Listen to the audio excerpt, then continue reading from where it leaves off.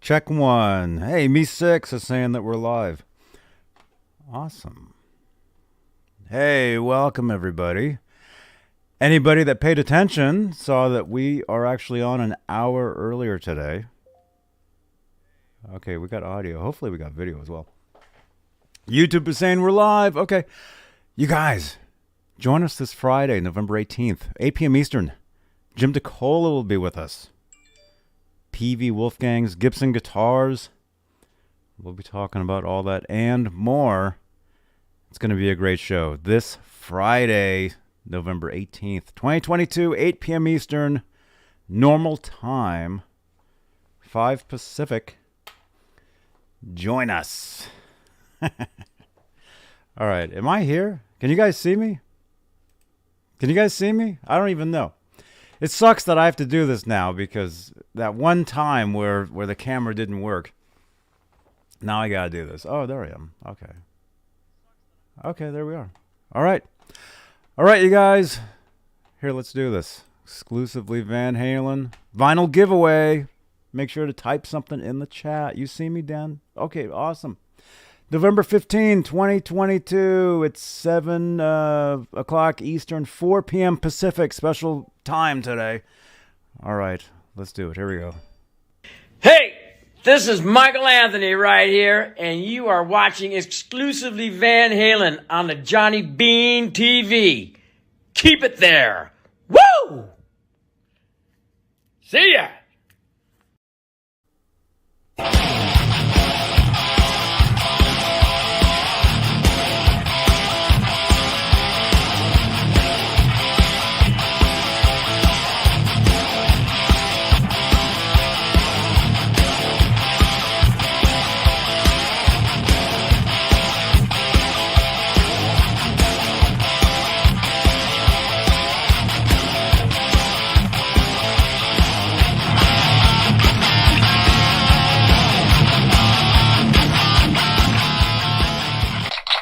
Let's go, Johnny. Hey, man. The Johnny Beane Show. What's up, dude? What's up, dude? Johnny, how are you, man? I'm the truth. The truth is, I'm a little under the weather, just a little bit. So. Oh no, Johnny has the C word. Remember Well, how we were never allowed to say COVID? well, you just said it. Yeah, because actually, what'll happen is once you say it, it actually shows up in like the description of the video, like on YouTube. It actually says this involves this word. Because somebody mentioned it like a week ago or something, and I saw it. No, it's cool. It's cool. But no, I probably don't have that because I already had it. Right. And actually, I really don't feel so bad. It's just a slight cold, I think. I don't feel tardy. Mm-hmm. Yeah. How's your microphone though? Do you have any gain? Check. Does it sound okay? There we go. That's better. It looks like it's up and pretty loud. Oh, there we go. Okay, that's cool. How about that? That's good. Hey now. Oh my gosh. Man. Dane, welcome. Good to see you, man. And just so you guys know, Dane messaged me yesterday, and he's like, "Can we go on like an hour earlier tomorrow, please?" Yeah, because here in Arizona, it's 5 o'clock right now. It's 5:05. So let's leave it at 5 o'clock. So you guys We don't do change that time zone thing. whatever that thing was? No, right? we don't do that. Daylight savings time. We don't see that. We don't observe that here in Arizona. So the rest of the world like gets later for you or earlier. I don't even know. It gets later because is it 6 o'clock your time right now? No, it's 4. It's 4 o'clock your time. Yeah. I don't know how any of this works, but yeah, daylight saving. So you're saving an hour because it's 4 o'clock instead of 5 o'clock. Mm-hmm. So I can still go out and play once we're done here. Awesome. Which means take the garbage cans down. I had a band rehearsal on Sunday. It's really cool. We're trying to write songs and stuff like that. Mm-hmm. Oh, that's cool, man. That's cool. It's Except I fun to feel play short. covers. It's fun to play covers, but it gives you a whole different sense of accomplishment when you actually write a song, and especially if you can get the guys in the band to record it and stuff. You get a really good sense of accomplishment by doing that. Oh, that's great. So you guys wrote a new song? Or a song? Because you're a cover band. You play covers mostly, right? Well, when we played at the Whiskey, we did one cover. 2 weeks ago, we played the Whiskey. We did one cover tune and 5 original songs. Oh, right on, man. So we're focusing on trying to be an original band now, and just working on a half an hour, 45 minutes show. That's all we want to do. That's cool. Congratulations. I don't want to do those 3 or 4 hour bar shows anymore. It's too much work. Because for you, well, like when your band, when you play the Whiskey, don't you drive there like that same day and then drive home the same night? I do, man. We're crazy, hardcore. No, oh my gosh. That's like 12 hours of just driving. Yes. with a half an hour of just a blast in between. Right in the middle of it, you get to play at the Whiskey and open for Stryper. What happened is I played the gig. We opened up for Stryper at the Whiskey A Go-Go 2 Fridays ago. So it would have been November 4th. And Stryper had sold out Friday and Saturday night. Well, we had our show Friday night. So I played my bass. We did the show, sold out crowd. It was packed in there, and it was a blast. And the crowd acted like they liked us and they enjoyed it. And you saw a lot of video cameras pointing at us or cell phones pointing at us and stuff. So for us, it was like being on top of the world. I grabbed my bass after the show. I unplugged it, ran up the steps and all the way up into the green room. And right as I came around the corner, there's Michael Sweet standing right there. And and you know what I did is, so when I got to the bar, I went to the merch booth and I bought a Stryper t-shirt that has, I'm getting buzzed. There's a fly buzzing. I bought a Stryper t-shirt that has one of those Washburn yellow and black flying V's on it. Because you see how Stryper has their own Washburn guitars, right? That are yellow and black striped. Yeah. I bought one of those t-shirts. I ripped the sleeves off of it. Okay. And that's how I played the show. And so like I said, I ran up the steps right after my show. And there's Michael Sweet just this far away. Right as I come around the corner, there's a little hallway and there's 3 green rooms upstairs at the Whiskey on the 3rd floor. And there's Michael Sweet standing right there. And he looks at me and he goes, "Hey, man, nice t-shirt." And I looked down at it and I said, "Yeah, I designed this shirt." And then I just walked away. I don't know why I said that. And that was it? That's all you said to him? That's all I said to him. I said, "Yeah, I designed this shirt." And you walked away. He didn't walk away. You walked away. I think he giggled a little bit. I hope I won't, if you can, when you meet somebody like that and it's a half an hour before they go on stage, you don't want to sit and play fanboy with them. Even though I'm a huge fanboy of Stryper. I love their songs since the early 80s when I heard that stuff. But I could have sat there and, chatted with him. But no, I tried to make one quick little joke and then I left him alone. And you left and you didn't see him again after that, or because you left, right? I mean, you stayed for their set. I sat up in the green room for a while and then just to relax a little bit because, again, it was a sold out show and, I was jumping around for a half an hour. But, yeah. I sat up there for a while. But there's a fly in here. Uh-oh. I had my doors open today in the store. Oh. Yeah. Do you see a fly buzzing around? There's actually a fly in here, too. Actually. The Jay Leno fly. It'd be funny if it flew from here and then flew across and flew onto your screen and kept going. That'd be funny. Could you imagine that if we could pull that one off? We probably could. Wow. Well, Hey, really quickly, let's say hello to the top tier of channel members here on Johnny Beane TV, here on YouTube. Okay. I mean, I just said it. We have channel members, and the top tier of the channel members are the executive producers, and they are Stephen Franklin, Michael Smith, Music Therapy Laz, who I hung out with last night. We'll talk about that. Majestic PB and J Cat, Thomas Santiago, Guitar Man 45, Sherman Callahan, Thomas Santiago again, John Moronic, R. Habs, David Allen Wright, Warlag, and Michael B. Live. That's the top tier of channel members, the big bosses here at Johnny Beane TV. If you'd like to become a channel member, click that join button right below the 12 thumbs ups. Thank you so much, you guys. Smash that thumbs up. And don't forget, you want to say something in the chat, because we're doing another giveaway tonight. We give away Van Halen vinyl on Tuesdays. Well, not always vinyl, sometimes stickers, sometimes whatever, but mostly vinyl. So we're giving away. Actually, you guys have a choice, and I'll type this into the chat in a few minutes. But let me say this again. Let me say this one more time, because this is very important. This Friday, you want to be here. We'll be talking with Jim DeCola from Gibson. And he was responsible with Edward of designing the EVH PV Wolfgang.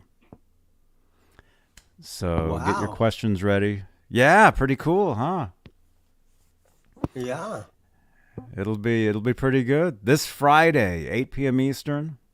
That's November the 18th. That's him in the photo there at a NAMM show with Edward. He works with Gibson now. So get your Gibson questions ready. Huh? Oh, I get it now, because you said he works for Gibson, but he helped design the PV. He was with PV when Edward was with PV. Right. Back then when they made the PV Wolfgang. Early 90s? Mid 90s? Mid 90s. I want to say 96, 7, 8, 9. Right around that greatest hits period, right? 96 when the greatest hits came, and they put Dave back in the band for 2 songs. Mm-hmm. That was 96, wasn't it? 90s. Yes. It was. Right? 0812. I see you, man. Fun time to be around in the Van Halen camp. Man, it's almost, I feel like I'm saying that every day now. It's like it's just amazing that we were around in 96 for Van Halen, when Van Halen was making records, touring, all that stuff. We could go and see them, everything, and every year they'd come to town. Mm-hmm. One thing about Van Halen back in those days, they didn't like to go. I think Eddie and Alex didn't like to go play a whole tour through Japan and Australia and all through Europe and stuff. They did it a few times, but they preferred to just stay in the United States. And so they would come through Phoenix every year. You could almost count on it like clockwork for about 5 years there. Yeah. But I don't know. We'd have to talk to maybe like a touring manager or something about this. I don't think it's up to the band where they go when they tour. I think it's up to the management and where they can book the shows and book a touring route. I think that's what it is. Although I heard that somewhere that Eddie and Alex didn't like to go out of the United States. They wanted to stay in. They were doing so good at that time here in America. I mean, why travel around? Because they were selling out every place they could. Oh yeah, they were. 1984, the 1984 tour that was right here in Phoenix. It was 2 sold out nights in a row. They'd play at the Coliseum that held 19,000 people. And they played 2 nights in a row. Were you there? I was for one of them. Yeah, Oh, wow, I man. went to the first show. That's cool. How come you didn't go two nights? I know, right? Because I was broke, most likely. Tickets I back then were couldn't. $8. I couldn't. I couldn't put my $8 together plus Tickets. gas money to drive into Phoenix. Just imagine $8 to see a show like that. Just imagine that, and then just imagine on top of that, you win a contest, and you're like up on stage with them, and you get a cake thrown in your face, like our friend Kurt Jeffries. Imagine that, man. That just would have been just amazing, man. Let's throw that in there. There we go. Yeah, I didn't get to see them on the '84 tour because I technically wasn't a fan yet. So go ahead and boo all you want, you guys. But I was 5 years old. You know, I wasn't old enough. You know, I didn't get into them until Back to the Future, and I've told the story a million times. But I know there's always new people watching this stuff. So Back to the Future is how I got into Van Halen. And if you know the connection to that, you're a super fan. So yeah, so the next record I bought was 5150, and then bought the first record after that, and everything. But I did dig back, and I bought all the records and recorded all the stuff on MTV and everything, and became aware of everything. And I remember exactly thinking at one point, man, I wish there was like video footage of the band on like their early tours. You know? I know we just didn't get much of that. They didn't think about it at the time. I see a little bit of footage of So This Is Love. They had a video for So This Is Love.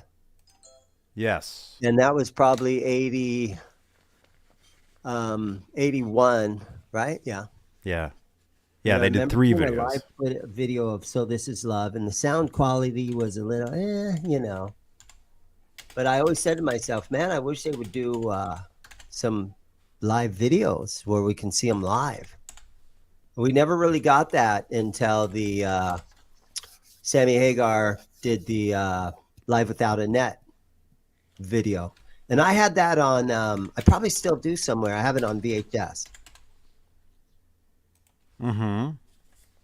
But I actually had, at my old store location, I had 2 of these that looked like half stacks. So they were speaker grills, but there was a TV monitor in the top half. And I had 2 of them. And I ended up giving them to Jerry that runs Orange County Guitars down in Orange County there, Anaheim. And but I had a wait, was it on a DVD or a VHS? It was on a DVD. And I would have had a DVD player, and I would play that Van Halen Live Without a Net, and I would let it just loop at my old location of the store. And this was probably about 5 years ago. And I would just let that stuff loop all day long. Right on, man. Uh-huh. That's cool. I used to watch that. Yeah. Well, actually, I would watch that all day long. I'd skip school and watch that video. Yeah.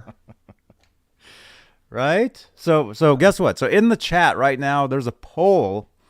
Which vinyl 45 do you want more, basically? Because I found 2 of them. I've got Jump backed with House of Pain. Then I've got Jump backed with I'll Wait. So they're both Jump, but the B-sides are different. Crazy. They're both official. Both of them. But one is the picture sleeve. So one the picture sleeve, they put House of Pain on there. Correct. So one is the sleeve. One is without the sleeve. It's called the back-to-back hits collection, which was the Warner Brothers. It was and them so basically that's reissue stuff. It was reissuing 10 years later or something. About 5 years later. 5 years later. I bought this brand new in probably 1990. Okay. So we got both of those in the chat, and the House of Pain one. That one jumped ahead. That is such a great song. If I could pick one or the other. I'll wait over House of Pain. Just like, which one would you prefer to listen to right at this moment? I'd always hit the House of Pain button. That's okay. Yeah. Compared to I'll Wait. I'll Wait's a fun song. It's got How's the it? keyboards in it. It's got the big doo-doo-doo, the big drum sound. Yeah. Yeah. Written by had a lot of help from come on, who's the guy from the Doobie Brothers that helped write it? Gave Dave ideas on how it went. Who was that? In the chat, they might know. Michael McDonald. Michael McDonald. That's right. Helped him. Come on, Dave, you got to sing it sort of like this. Mm-hmm. Yeah. Yeah. Great song. I'll wait. I always thought it was. I mean, I always loved the guitar solo in that song.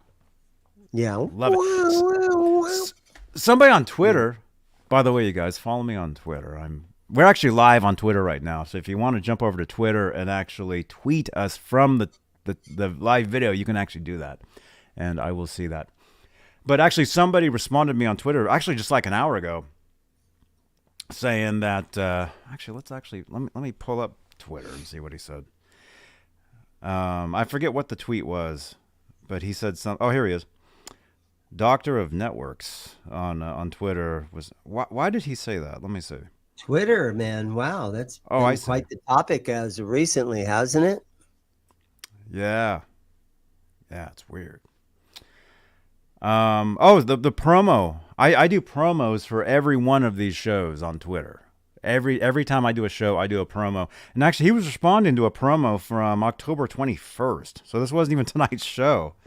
He was responding. Oh, that was the day before Billy Sheehan was on. Oh, that must have been that was a Friday. Billy Sheehan was here on a Saturday. That's what that was. So anyway, so this guy on Twitter, Doctor of Networks, he responded back. He just happened to respond back to me, like had nothing to do with. I mean, it kind of did, but didn't. Mm-hmm. Anyway, he said EVH was an extremely fast guitar player, but his solos always left me feeling empty. Hang on.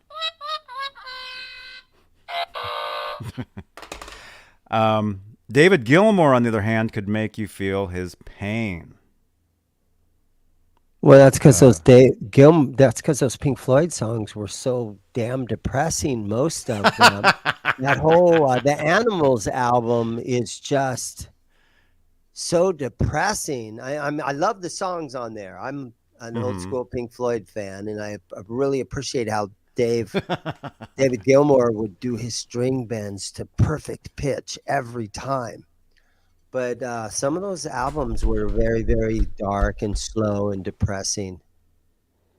Yeah. If you guys want to respond, there he is at Dr. Bob 123. If you want to respond to him, Eddie, and I don't see Eddie being that fast. I just think, man, when he played a lead, in my opinion, when Eddie played a lead, it was the highlight of the song. And the songs were great and could stand alone without even having a guitar solo in them. But then once you added the lead work in there, you're like, oh my God, this is just way too good. Mm-hmm. So it was the highlight of the song without the song. The songs are so good they don't need to even to have a guitar solo. They're still great songs.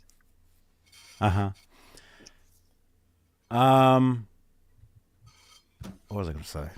Something. I totally blanked on what my response to something about Pink Floyd. Pink Floyd is good. I mean, I'll admit I never owned any of their records. I mean, I hate to say that. And I can understand what Dr. Bob is saying about you can make him feel the pain because his solos. I mean, there of course. I mean, there's a reason why David Gilmour is David Gilmour. But to say that Edward Van Halen, what I was going to respond to him, what I originally was going to write, and Dr. Bob, if you're watching this, originally what I was going to respond to what I was going to reply to you was what was I going to say? That's what he's saying. EVH was an extremely fast guitar player, but his solos always left me feeling empty, is what he's saying. I was going to say something about how it's not always, I mean, speed. I mean, yeah, Edward was fast, but it had nothing. Fast is just a part of what he did. It seems like Dr. Bob here kind of is thinking the way I kind of think of like some other guys that are considered shredders, where they just play super fast and there's like nothing in there, and it's just like, it sounds cool for what it is, but so I can get what he's saying. He's putting EVH in that category, which EVH is not in that category at all whatsoever. Edward could play one note, and it would do more for me than a million notes by, I don't know, pick your favorite shredder. Yeah, and Randy 5150 saying Gilmore's tone was creamy. It's true. Gilmore used a lot of delay, and he used like a fuzz pedal, and he was playing through single coils. Mm-hmm. So, yeah. And Eddie used, high gain distortion with flange, and he used delay too. Mm-hmm. And phaser. Yeah, phaser. But also he would play a nylon string too. I mean, it's in the fingers. Oh, there's the fly that I have now. My fly just flew by. Did you see it? It went like right here. It was like here, and flew towards my light there, and then went that way. I need to put my glasses on to even read the chat mostly. Eddie had swing. That's right. Octopus Ears is backing up Slash. Slash is good. CC likes both of them. Slash got into the chat somehow. Tyler seems to think Slash is very, very good. Mm-hmm. Hey, I mean, yeah, Slash, David Gilmour, Edward Van Halen, they're who they are because they're all amazing. And they're all different. Slash has a creamy tone with humbuckers. Yeah. Tommy Thompson. I just got your you just replied to us. Thank you, man. 86753. Oh no, that's Tommy Two-Tone. Yeah. But yeah, Tommy Thompson replied to us because we're live on Twitter. Right there. And Tommy Thompson replied. There you are. Yeah, so reply to us on Twitter. I hope Eli, or what's the guy's name that bought Twitter? Elon. I hope Elon doesn't cancel us now. Well, would that be bad to get canceled? Yeah, I guess it would be. It's a joke.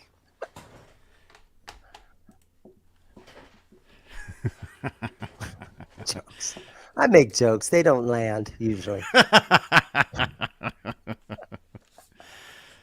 Yeah. Oh, I know what I was going to do. I was going to do another poll. I guess we could do some other poll, I guess. All right, we got about 29 votes. Which do you want more? It looks like the Jump House of Pain is what people really want today. So we're going to spin for this a little later on. All you got to do is say something in the chat. Talk with your neighbor in the chat above you or behind you or whatever. Let them know, stuff. Where you're from. Honey, is there any way that you could search for something for us to do? Could you search like the top 20 Van Halen songs according to, I don't know, Rolling Stone magazine, or let's do some sort of a top 20 kind of thing. Top Van Halen albums or songs? Let's go songs, and that'll include Hagar. That include Hagar. How about Rolling Stone Readers Select? Well, that's only 10. But you want 20. Well, if we can get a top 10 up, and 15. That's There's good 15. Enough. How about Billboard's Eddie Van Halen's 15 best? Oh, that's Eddie Van. Wait. Same guy, same band. Yeah. Okay, let's go for 10, and then we'll go for 15. Okay. All right. Do you want Rolling Stone or Ultimate Classic Rock? Rolling Stone or Ultimate Classic Rock? I don't know if there's much difference in those two. We'll go with Rolling Stone. How about both? Okay. We can do both. Hey, Ned. Ned, come here. Let's see. And while I'm doing this, Ned Halen. Yeah, he just walked by. While I'm doing this, let me just remind everybody we're live on Facebook. We're live here on YouTube. We're live on Twitter. So say We are hello. live at Johnny Beane TV. Johnny Beane Television. Like, comment, and share. Yeah. Share this video out. Tell your friends. Rolling Trying to Stone get readers to 10,000 select. subscribers. Me? Oh Yeah. yeah. We gotta get to 10,000. There they are, Sam and Dave, the Sam and Dave show. We're getting ads now. Do you want to put it in? Can you put it up in our private chat and then we can kind of read them off? Sure. Okay. Let's see. We got that and this and that. Some of these websites, man, they're very strange when it comes to.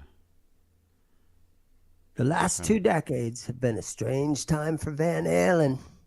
There you go. The band's last 3 tours have featured 3 different singers.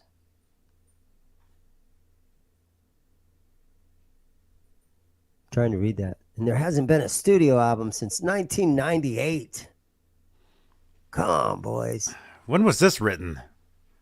There was this new studio record out 10 years ago. I don't know, but let's Facebook Andy Green and say, Andy Green. Oh, actually, this is from 2011. This is actually from a while ago. It's okay, though. Yeah, it's an old one.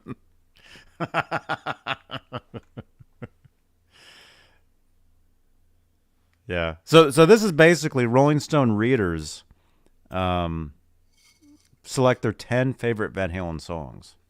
So readers of Rolling Stone. And way down there at the bottom, it says the results aren't shocking. It's 80% David Lee Roth era, 20% Van Hagar, and 0% Gary Sharon era.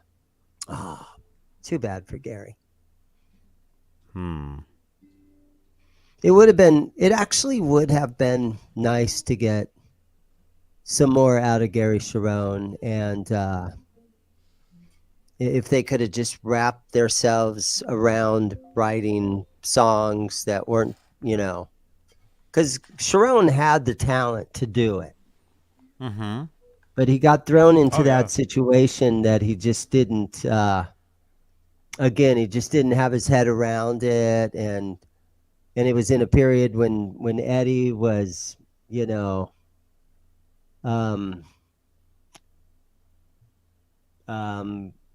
Eddie was kind of just doing things the way he wanted to do it. And the more parts you could throw in there, the better it would be. So that would have been a tough job for Sharon to pull that off. Mm-hmm. Well, anytime you change out a band member, it changes out the dynamics. I mean, you're in a band, right? It does. So when you get when somebody else sits in, or let's say you just jam with other people, it's a different vibe. It's a different really feeling, is. and you can, you can tell on the different records, the Roth era, the Sammy era, the Sharon era. You can tell with a different person, different singer. It's a different band, even though you have the same musical instruments. Yep. Okay, so let's see. All yeah. right. So this number 10. I'll probably. This is top. Here. Okay. I'm scrolling. I'm trying. Here we go. Number 10 from There we go. 1986. according to Rolling Stone. Dreams from 1986 comes Yeah. in at number. Number 10. What's your thoughts on that? I love this song, and to me, I would say this is probably the greatest song of the Van Hagar era. I think this is like the best song Van Hagar did.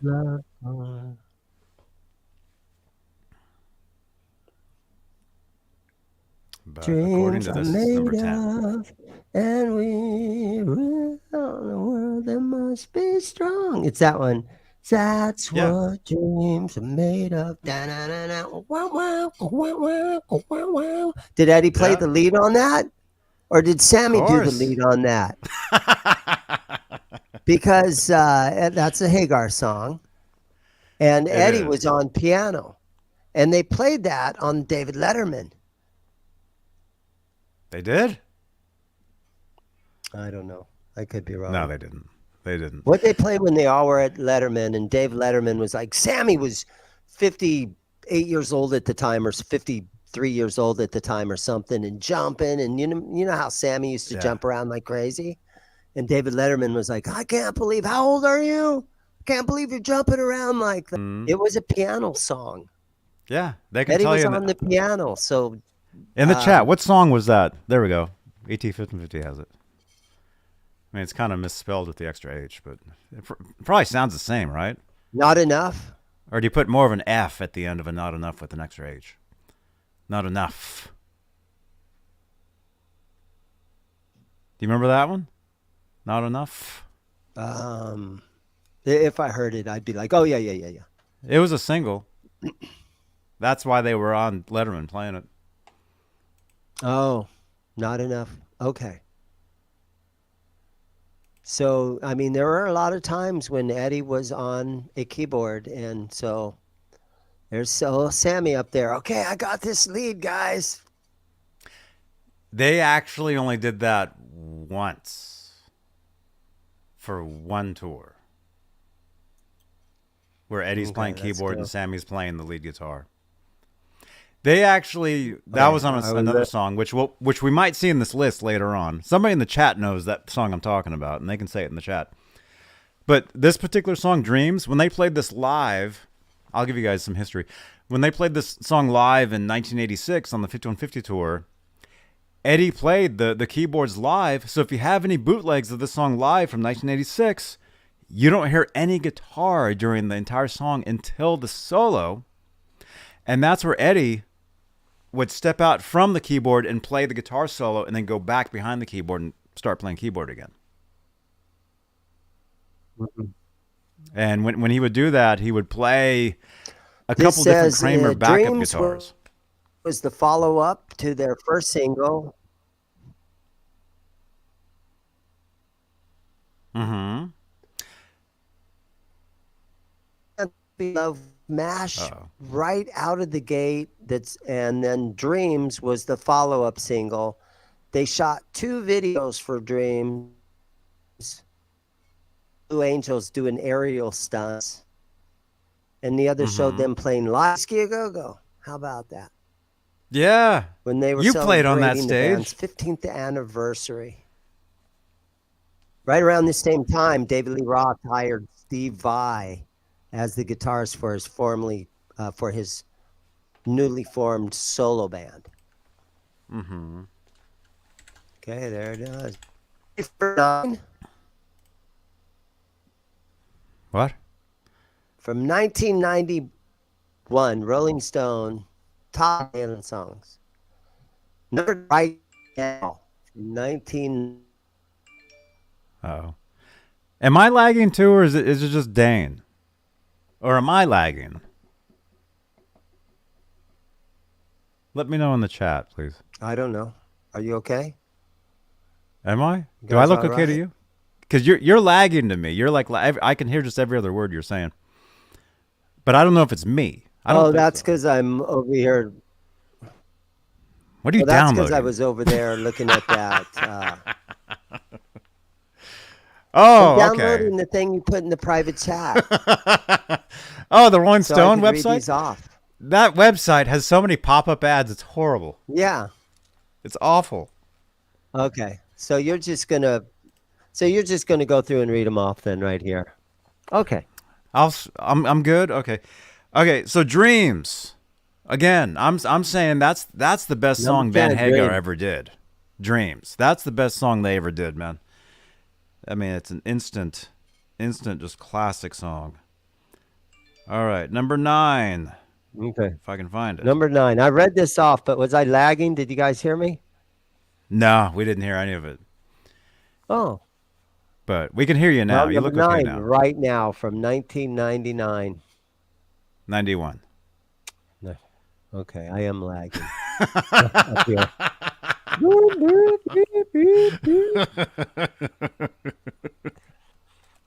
Video of the year, according to the MTV Video Music Awards. How about that? You get Sammy in the band. 5 years later, they got a number 1 MTV video. Number 1 And video. it was the biggest video of Sammy Hagar's career. Crystal Pepsi paid $2 million to use it in a commercial. Damn. Wow. That played for like 10 seconds. I remember that commercial. Crystal Pepsi. I tried that because of that commercial. Pepsi pretty much just lost money, like, even with a Van Halen song. God. Well, did you ever try Crystal Pepsi? Wasn't it just Pepsi, and it kind of tasted like Pepsi, but it was clear. So It was they just didn't clear put the Pepsi. caramel coloring in it or whatever. Yeah. But it still It's just sort of clear tasted Pepsi. the same. Yeah, but it was weird because when you drink the clear soda, it's refreshing. When you drink the brown soda, It's brown it's and not sugary really and syrupy. It's not refreshing. Yeah. So it looks refreshing, but you take a drink, it's like, this tastes like Pepsi. Yeah. It missed the mark. Yeah. I think But, they brought that $2 back, million though. bucks. Crystal Pepsi, I think, is back. You can actually go and get it now or something. I wonder how David Lee Roth felt in 1991 when he heard about that Crystal Pepsi deal. I mean, is that $2 million that you make when you're in a band like that, and there's 4 of you guys plus your manager? Yeah. Do they take that $2 million and just split it up between each other? Here you go, man. Here's your cut. You know, or does it all just go into something somewhere? Well, back in the day, when they were making the first several earlier records, all that money would go back into the production of touring.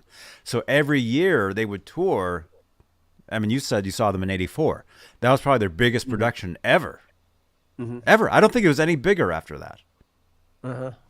So every year the production would get bigger from the first album till '84 because they would put the money back into the touring. They owned their own stage. They owned their own lighting. They owned everything that you saw. The semi trucks that hauled their gear around. You know, bands would just keep buying more and more. The stage that they would set up, they'd show up at the Coliseum and there'd be nothing at the Coliseum. They would unload all 10 of their trucks and build the whole thing. And some bands would even have 2. Once you get one full show together, PA system all the way down to every cable, every cord, everything you need to put a show on. A lot of bands would have 2 of those same setups, so one could be set up in the next town down the street, so you could play from night to night, you know. Yeah, so it probably went right back into it. Maybe they did that. I don't know if they did that, but I actually know somebody I can ask. They would know.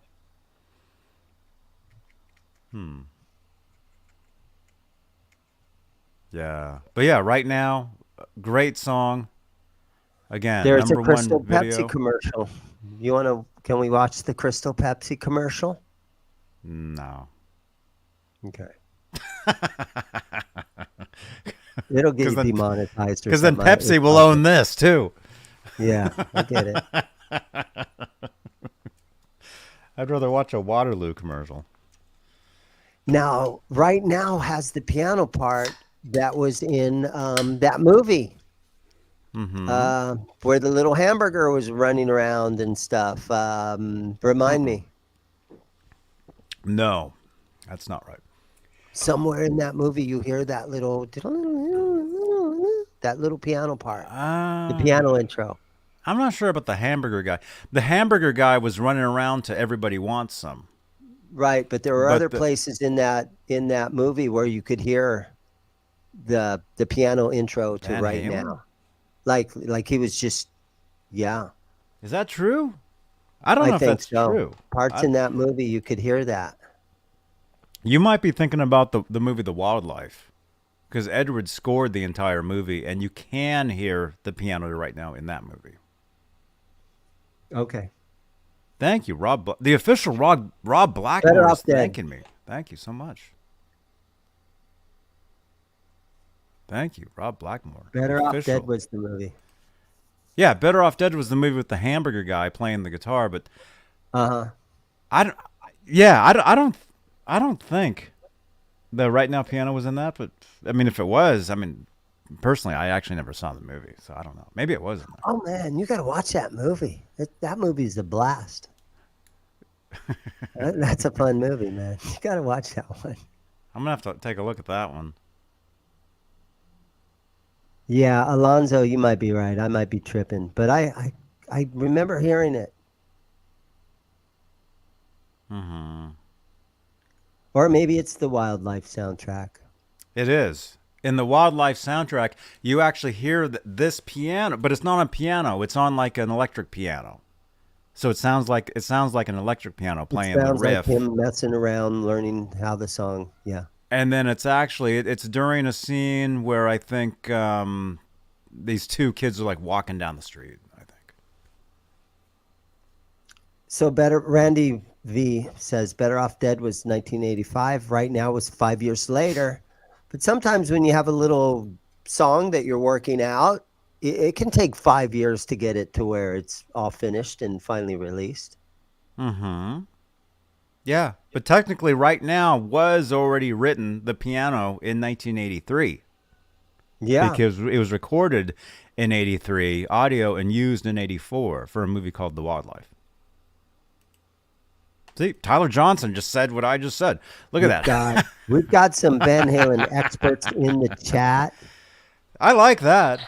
Yeah. That shows you this is the Van Halen place you want to be, right here. I can dig that. All I have is my aging memory. I also heard you have a whole stack of like $100 guitars too. I really honestly do. I got a lot. I heard about that, and at some point I wanted to see what you had.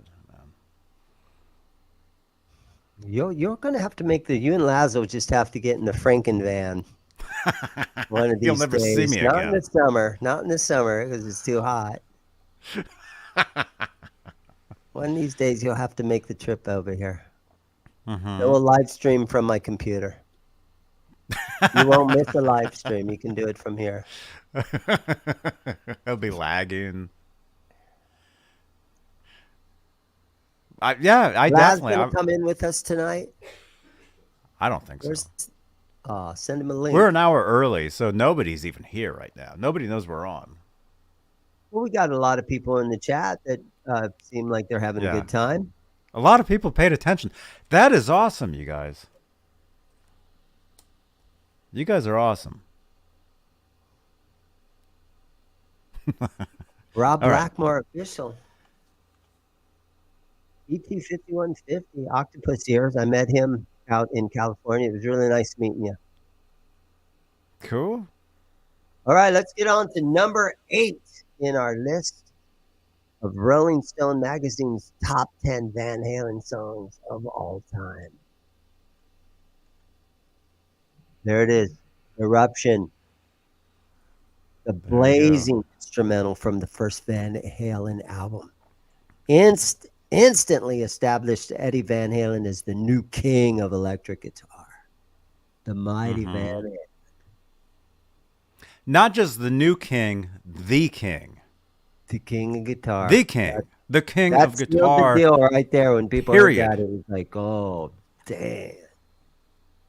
I'm We sorry, thought David Ted Gilmour. Nugent was good on guitar back then.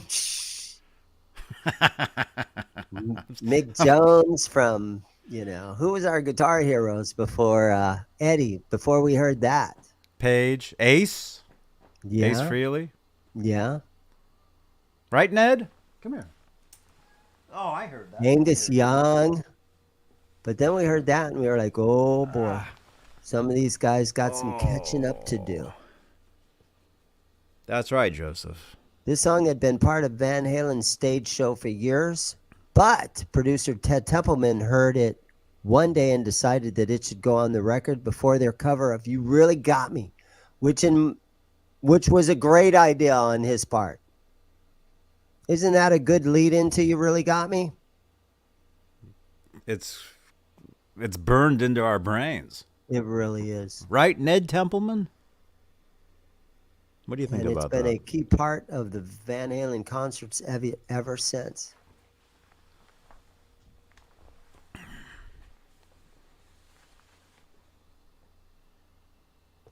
Oh, yeah. Great. Let's put Genesis's Steve Hackett was doing it back in 1982. 72. Sure he was, right. What are they saying? Oh, the tapping. They're saying the tapping. Sure, Steve Hackett was doing that. Steve Hackett was doing that in 72. Thank you, Rolling Stone, for name dropping some old fart into our conversation.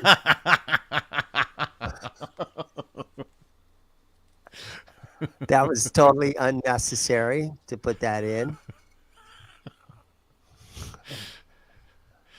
Steve Hackett's version of Genesis wasn't even the good version of the band. I've never even heard it. Right. I always think about the guy with the headless guitar with the beard. Mike and the Mechanics guy. Oh, yeah. Mike Rutherford or whatever. I always think of him as Genesis guitar player. Oh, yeah. I know it. Oh, of course, Holly loves Steve Hackett. Now we're going to get everybody in the Ned Templeman. There it is, Ned Templeman. Yeah, course, well, Holly loves Steve Hackett. Both Ned and Ted are both from Santa Cruz. Yeah, you ate one too. Mike Rutherford has been seen on stage playing Squires. Mm-hmm.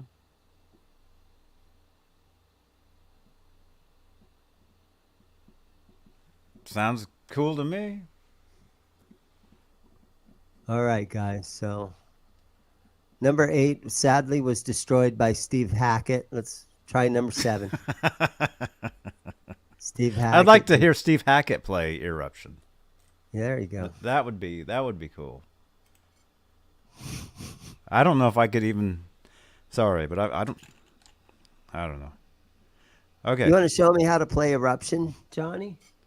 Yeah. Okay, the tapping part. Here's what I know. Okay, let me get to this one. Let me put my down here. So I know this part. You got some long fingers. I know, that's part of my problem, huh? No. Look how long. Dude, how many frets can you stretch with that left hand? Can you stretch from the first fret all the way to the 12th? No. Oh my gosh. I can go from the first to Is that a mini guitar? No. Dude. Okay, so hold on. Here we go. Okay, ready? Oh, I'm on the wrong string. Here we go.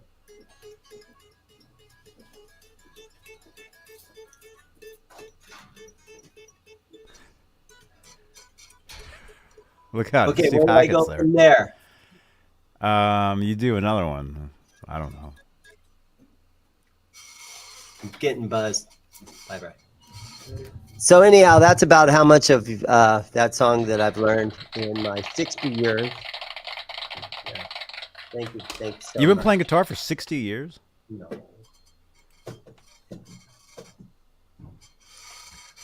Number 7, great song, Mean Street. Yeah. I did not know this. This song first appeared under the title Voodoo Queen on Van Halen's 1977 Warner Brothers demo CD. CD, really, in 77?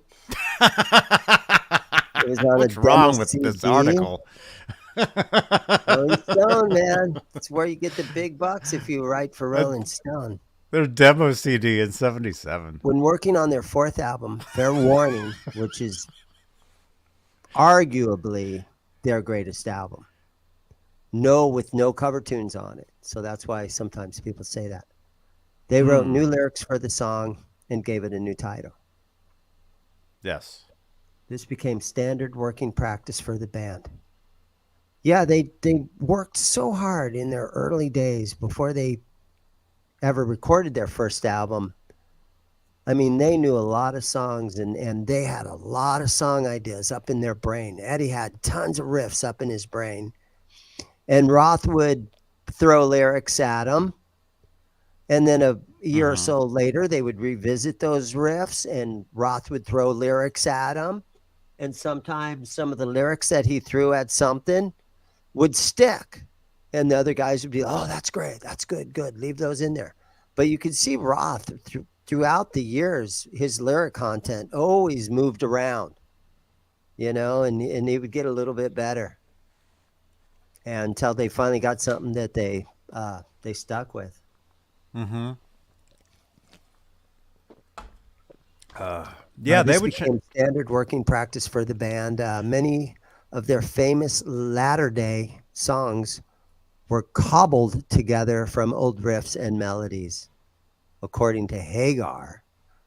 Okay, so let's ask Hagar about Roth. That's how the group is composing their new record with Dave. So is the new record that they're talking about here, Hagar's talking about, for Unlawful Carnal Knowledge? No. The new record was for the Different Kind of Truth. Is that what Sammy's talking about right here? Yes. Yeah, this article is from 2011, back when they thought Van Halen made a demo CD in 77. Okay, because A Different Kind of Truth came out in 2015. 2012. 2012, that's right. Their last tour was 2015. Yes. See how we're getting this stuff straight? Yeah. Hear About It Later was a great song on that same album. All the songs on Fair Warning were great. Again, another awesome intro is In Front of Mean Street. And a great vocal delivery from Roth on this one. And you can, I can't do dates. Cece's like, I can't do dates. But what I like about the song is it's got a great guitar intro that Eddie played in his, whenever he did a guitar solo, he'd do a little bit of the Mean Street riff and he would add it to his whole solo. And then when you hear the song, it's only a single guitar playing through the whole song until you have that breakdown. And then I'm pretty sure that the overdubbed guitar comes in after the I'm gonna shoot, gonna somebody down, and then the other guitar kicks in. It's a great tune. That could almost be top 5. It almost is, according to this list. Well, it's 7. Mm-hmm. And I'll give you some more history with this tune. Okay. Yeah, it's true. It was originally titled Voodoo Queen, and the music it was somewhat there. It didn't have the tapping intro to it. That wasn't there, but the riff, the dun dun dun dun dun, that was there. And then the very end of Voodoo Queen, they ended up using that for the end of Hot for Teacher. So the very end of Hot for Teacher, with the drums and the da na na na na, that whole thing. Oh, yes, that was originally. Oh, yes, well, after that. Oh my God! The very end, that part. Okay. That part. Yeah. That was the original ending to Voodoo Queen. But since they didn't officially do that, the actual ending to Mean Street, I have the actual ending of the recording. Like on the record, it fades out. I actually have where it actually stops, where you can actually hear, you can hear more solo and you hear some more stuff. The song just like stops basically. They're just like, it was just it just stopped. It wasn't like that's why it faded out. But when they would play Mean Street live in '81, they would end the song with that same ending as Hot for Teacher. Listen to those old bootlegs. You'll hear it. Mm-hmm. You'll hear that. And the ending on Stay Frosty is similar to that. Do you notice that? Sort of, kind of the same big crescendo ending at the end there. I'm going to have to listen to that again. Mine's framed on my wall because they actually sent me. The Van Halens actually sent me a signed Different Kind of Truth, personalized from Edward. I think it's double vinyl, actually. I think that album on vinyl, I think it was 2. Anyway, I need to listen to that. Yeah, there's enough songs on that record. You could easily put that on 2 vinyls records. Mm-hmm. Yeah, Stay Frosty is Ice Cream Man 2.0. Yes. And I'm pretty sure Stay Frosty actually charted in one of those top 200 metal or rock hits when that album came out. It made the charts. And Roth was very happy that he had a song in the charts. I don't think it was the top 40 chart. I think it was the top 100 rock chart singles or something. One of those charts. Roth was very happy that he had a song in the charts.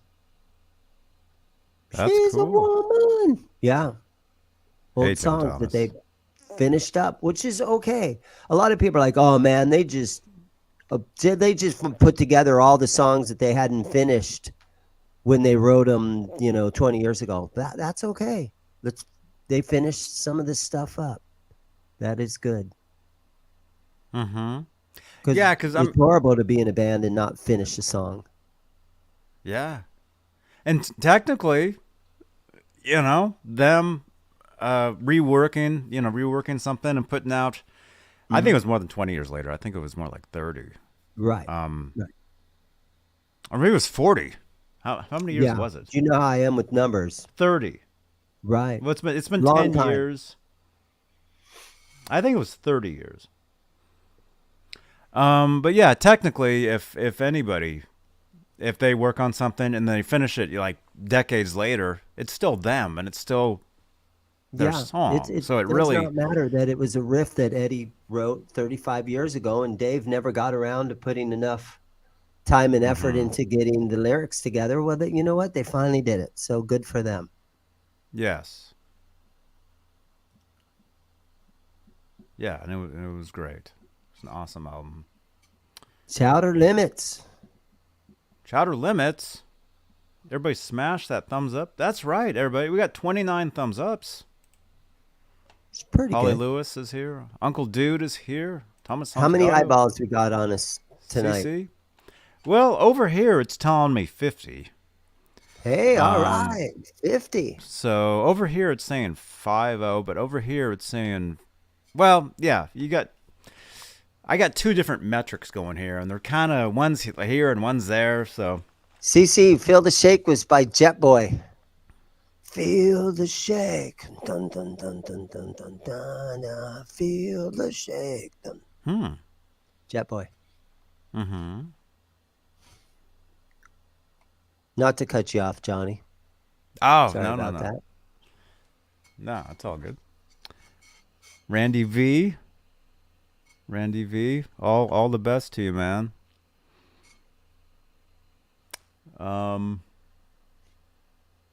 All right, Mean Street. Number 7, according to... If you're just tuning in, we're looking at a Rolling Stone article from 10 years ago.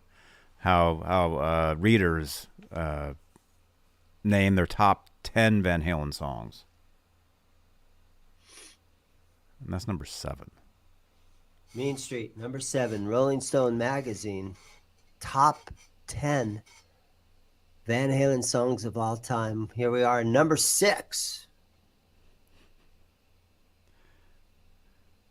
There you go. Running with the Devil. The song that started it all.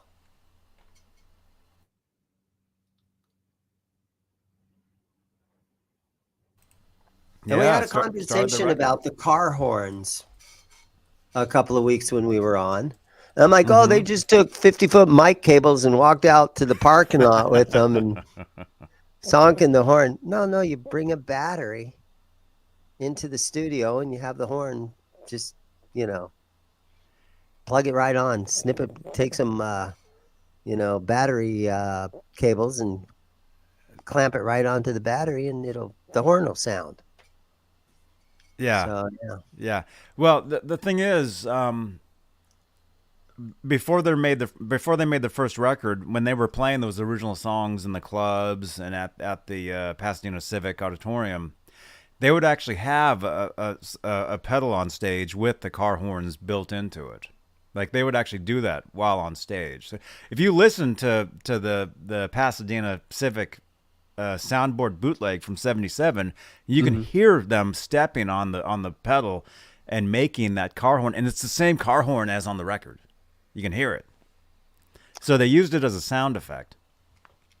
So that's what they used. Connected them all with one car battery. A few years back, David Lee Roth isolated audio track from the song hit the internet.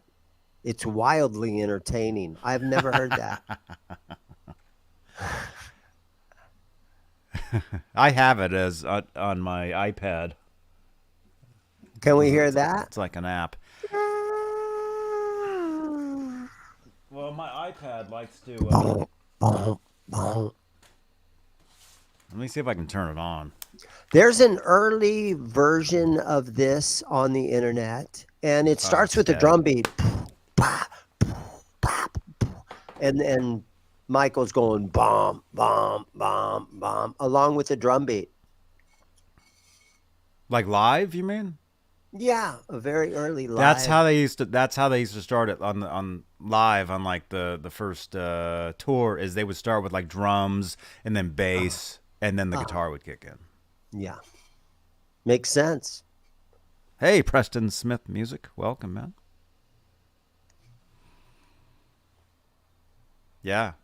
So this was another song they did on their Warner Brothers demo CD back in '77. Okay, so Tyler is saying that the car horn is in the key of F. So F is a step higher than the song that starts in E. So if the song starts in an F and then you slow it down so that it's in the pitch of an E, and then you come in on the bass, E, E, E, then it probably sounded cool that way. Is the first album in standard tuning though? Because when they played live, they would tune down a step. That's a good question. Or a half step. Maybe if the car horn is in F, then by slowing the car horn down through the tape machine, then it would go down to the E flat.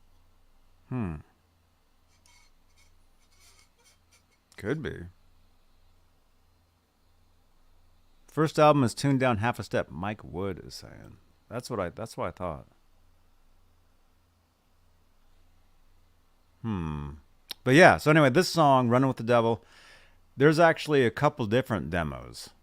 There's the Warner Brothers demo version, and there's the Gene Simmons demo version. And it looks like, we're giving away the Jump House of Pain, right? We're giving this away tonight. All you got to do is talk to your neighbor in the chat. You'll be entered.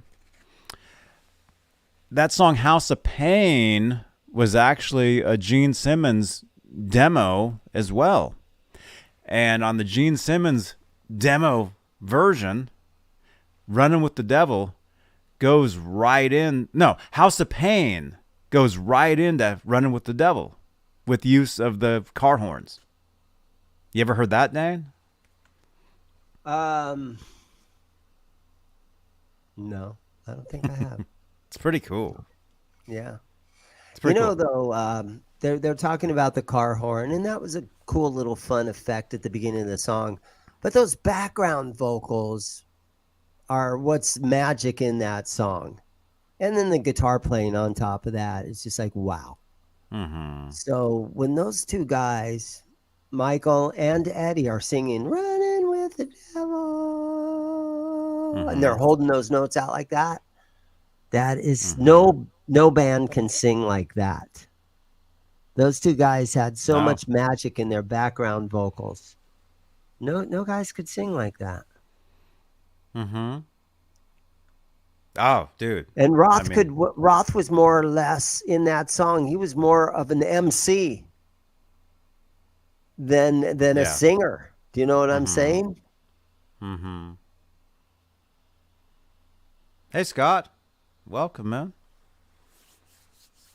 From Alberta, Canada. So the background vocals for me are one of the most interesting and some of the most appealing part of the early Van Halen music were those just incredible background vocals.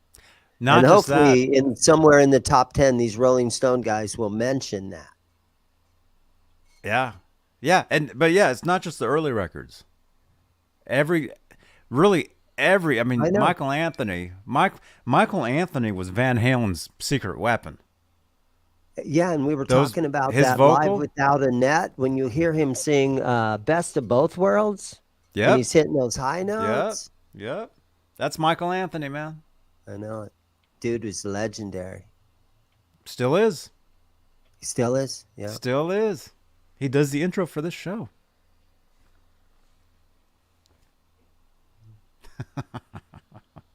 Hey, Cheech. Cheech, did you get your prize? You were a recent winner. Actually, I mailed out a couple other prizes today because we had a couple other winners a couple days ago.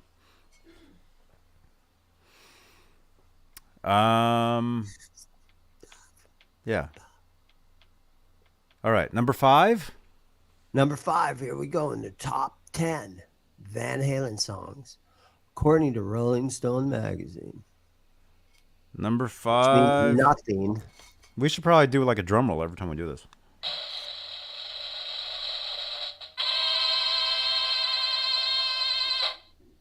Oh, look at that. Jump!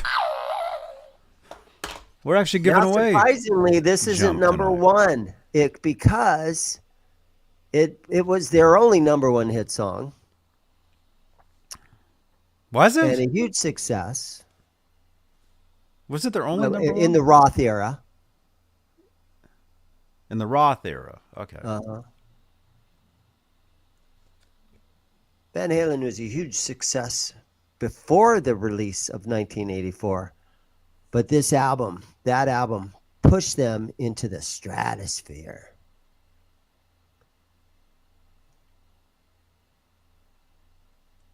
Remains their most famous composition. And it's the first time we heard the keyboards. It was? Yeah. The heavy synth sound turned off some older fans. But the video on MTV brought in countless new views. And the album kept producing hits. Yeah, but David Lee Roth quit the band after the supporting tour wrapped up. Wow. Oh, hold on now. Van Halen had many huge moments in the Sammy Hagar era, but they never quite seemed to own the moment in time again like they did when Jump was all over the radio and TV, and it came out January 1st of 1984. Didn't it come out on New Year's Day? Released New Year's Day of 84? The song? The album. The album? I think so. I'm. Guys in the I chat, can't remember. In the I think it was chat, January 1st of 1984. It what was does released. Wikipedia say, you guys? There we Because go. Wikipedia is always correct. Um, jump. Wikipedia is always correct. You know what? I didn't mind the keyboard so much. The video, because it was sort of a live video, it wasn't live in front of an audience, but it showed them playing their instruments, Yeah. and it showed Alex on the cymbals and it showed them jumping around and, everybody had their guitars and Eddie was doing his lead and he just smiled at the camera with so much charisma. It was finally, we got to almost see them live to a certain extent. You know what I'm saying? It was the first time we actually got to see them on MTV. And we sort of got to see them live because we never got to see them live unless you went to the show. So, Right. and so that was huge. And even though it was a keyboard song, the video showed Eddie on his keyboards. But then when it came to the guitar solo, Eddie magically was on his guitar with all that charisma and just Well, they were at the top of their yes. game. Dave was doing backflips and stuff. Yeah, the video Reverse came out on New Year's backflips. Day at 12 a.m. on MTV. I stayed up and watched it. Gee, So the dude. album's called 1984, and the second it turned 1984, the ball dropped and the album dropped. Wow. Imagine what it would have been like to be December a of fan. 83. Imagine what it would have been like to be a fan that night. That just would have been awesome, man. I don't honestly recall staying up and watching it on MTV at 1 minute after midnight. I don't remember doing that. I could have possibly, but I remember where I was living at the time, and I remember the car that I was driving at the time. Mm-hmm.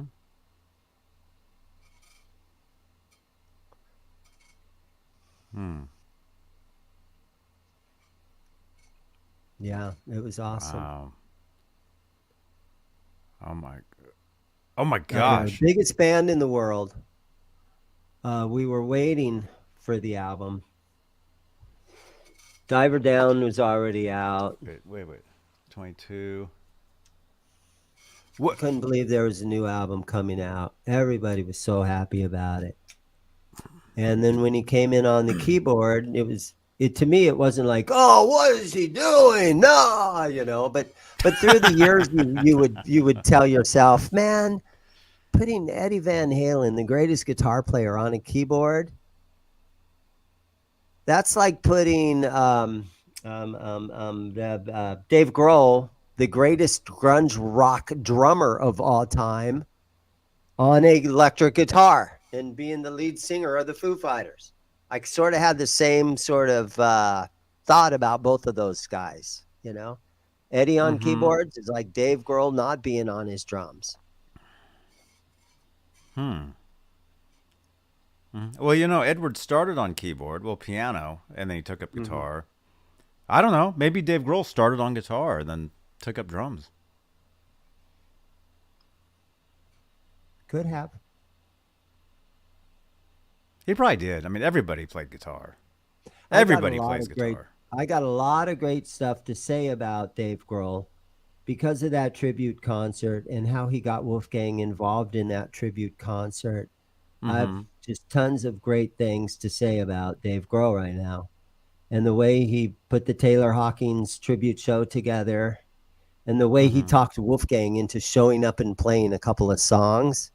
I mean, nobody else in the world could pull that off except for Dave Grohl. Oh, yeah, it was awesome.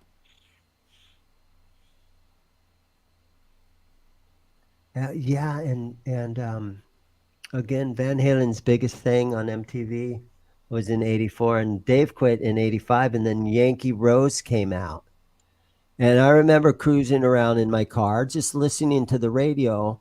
And then Yankee Rose came on the radio, and I didn't know that Roth or Van Halen had a new song out. But I'm driving around listening to Yankee Rose going, whoa, it sounds like Roth singing. And it ended up, it was Yankee Rose, but they caught me by surprise with that one. Oh, wow. Mm-hmm. I liked that song, Yankee Rose. I remember roller skating to Song. it. And it was a good time because Roth apparently had a great band together. Yankee Rose was a fun song to listen to. It stayed right there in the style of music that we enjoyed at the time. Great guitar players between Steve Vai and Billy Sheehan, great drumming.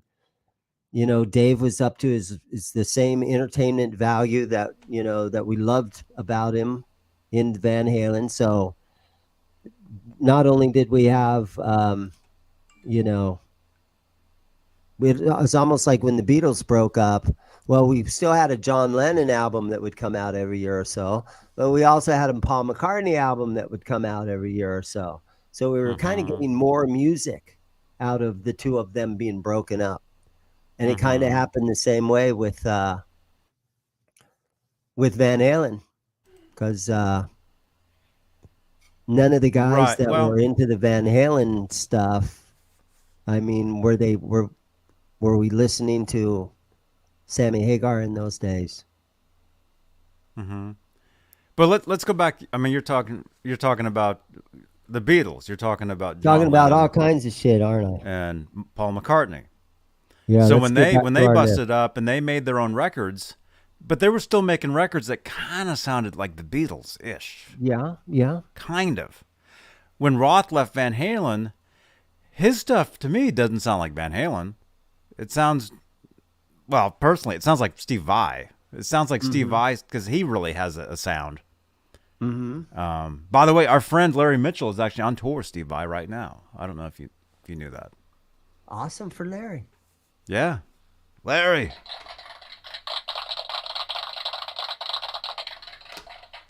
Yeah. So you kind of feel the same way that, you know, when Van Halen first broke up, you know, Roth was able to put another album out relatively quickly. Well, he did that little 4-song thing. And then he put Eat 'Em Smile out that was really good. So, you know, even though we were all sad that Roth wasn't in Van Halen anymore, at least he was putting out good tunes for us still. Mm-hmm. And I went and saw that tour. I went and saw the Steve Vai, David Lee Roth tour. Do you remember? And, like it's true. In a lot of ways, Steve Vai and Billy Sheehan was blowing the Van Halen boys out of the water. A lot of guys say that. I don't know if it stood the test of time as much as a Van Halen album, but the Billy Sheehan, Steve Vai stuff was really good. It was good, but it was very short lived. Because after that next record, Billy left. I know. Billy was here. Literally, Billy was here telling me this. He was saying that by the time that Skyscraper album came out, it just wasn't the same for him. Roth was out of control, I think, huh? Was it just hard working with Roth at the time? Is that what Billy was saying? No, I don't think it was hard working with Roth. I think it was just the way they were making. I think he was saying the way they were making the records. Like when they did Eat 'Em and Smile, they all played together in one room. When they made Skyscraper, everything was overdubbed, and he said it just wasn't the same, and so he left. Yeah, that's right, OU12. We're very good friends. Well, he's been on your show twice with you now. Yeah. You talk to him when you see him at the NAMM show? I do, yeah. I talked with him when I was out at the NAMM show. Really nice guy. Mm-hmm. Yeah, but the David Lee Roth solo albums, they just sort of went away kind of fast. Mm-hmm. His solo career just kind of went away. and it's too bad. It didn't have to be. I mean, he could have stayed with Van Halen, and they could have gone on. But the thing is, I mean, I've always kind of thought, I think Sammy came into Van Halen at the exact right time and took them to whole new levels where they wouldn't have gone with Dave. I don't think. I think when the grunge scene would have happened, did happen, there was a lot of hair bands, you know, where when Nirvana came out, Dave Grohl on drums came out, that scene was done. Van Halen with Hagar survived that, and they were able to keep going. And I think that's because of Hagar, if that makes sense. Hey, Chris Hansen TV. Enrico B., how are you, buddy? Hey, Jimmy Ray Hawkins. Look at this. There's a lot of awesome people here. There's tons of awesome people here, Johnny. Yes. Thank you guys for watching. Yeah. Yeah, Sammy, most likely, like you were saying, he's the best thing that happened to Van Halen at that time. If Roth would have stayed with them, it's hard to say because we're just speculating, but if Roth would have just put his ego to the side or whatever and said, okay, I'm in Van Halen, I'm just going to stay in Van Halen. Let's take 6 months off and we'll regroup in your basement, in your dad's basement in 6 months and try to do another album. Who knows? I think they could have done one or more. They could have done maybe one or two more records. But then after that, if the scene went the way that it went, I don't know. Because when Sammy came along, I mean... Well, another thing is when the 90s grunge thing came along and Nirvana came along, it killed the hair metal bands, definitely. But totally. You can't really call Van Halen a hair metal band. They don't make a lot of it. They're not a hair metal band, so it didn't kill Van Halen. They're not. They're not. But I hope this makes sense. If anybody agrees with me with this, let me know. Van Halen, though, is more hair metal with Roth than with Hagar. Yeah. Does anybody agree with that? I do. With even though they're, and this is what's weird, man. Even though with Roth, they played more rock style music. When Hagar came around, that's when they were called the greatest rock and roll band. With Hagar.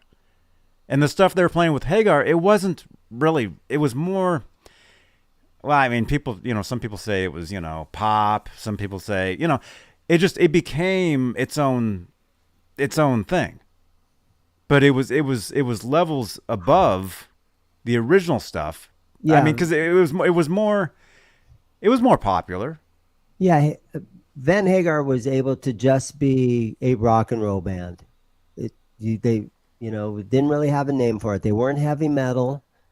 They weren't part of the LA. Even though they were part of the scene, they weren't just labeled heavy metal. They started that scene. They started that scene. Yeah. All those bands after that, they all wanted to be Van Halen, all of them. Yeah. The ones that succeeded were the ones that weren't like Van Halen. Guns N' Roses, Motley Crue. Mm-hmm. Is that fly? Yeah, the fly buzzing me now. I'm gonna get that boy.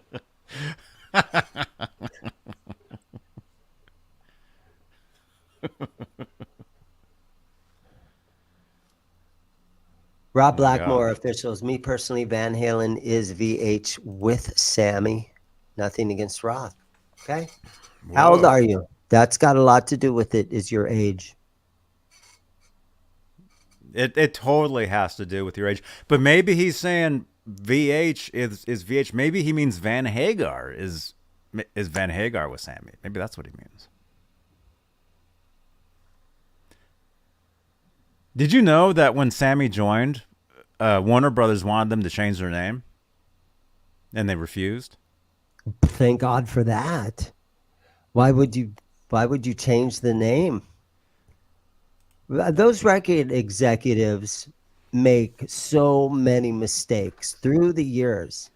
The things that those guys have asked people to do, it is so good that musicians stand up and they actually care about things, because if they just listened to what record executives told them to do, we would never have any good music. Rena seems to think Van Halen is hair metal.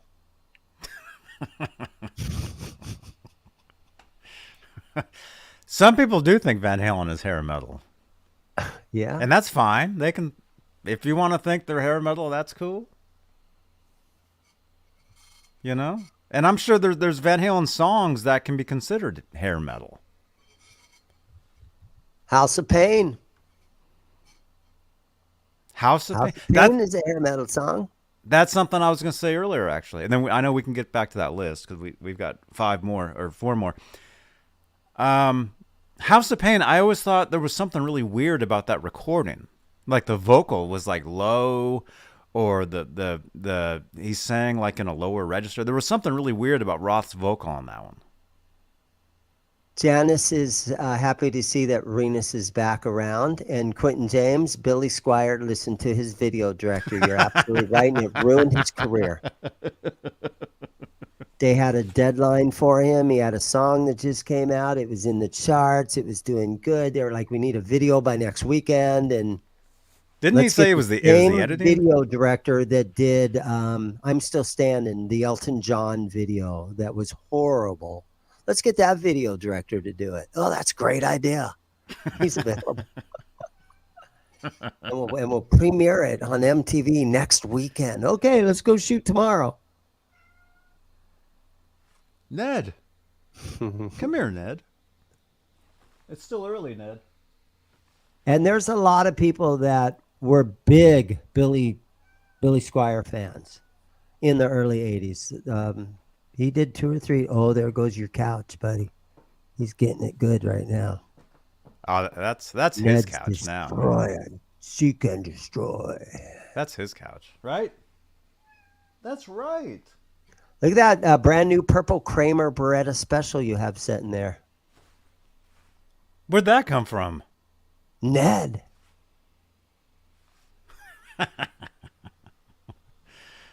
Did you guys watch yesterday's video?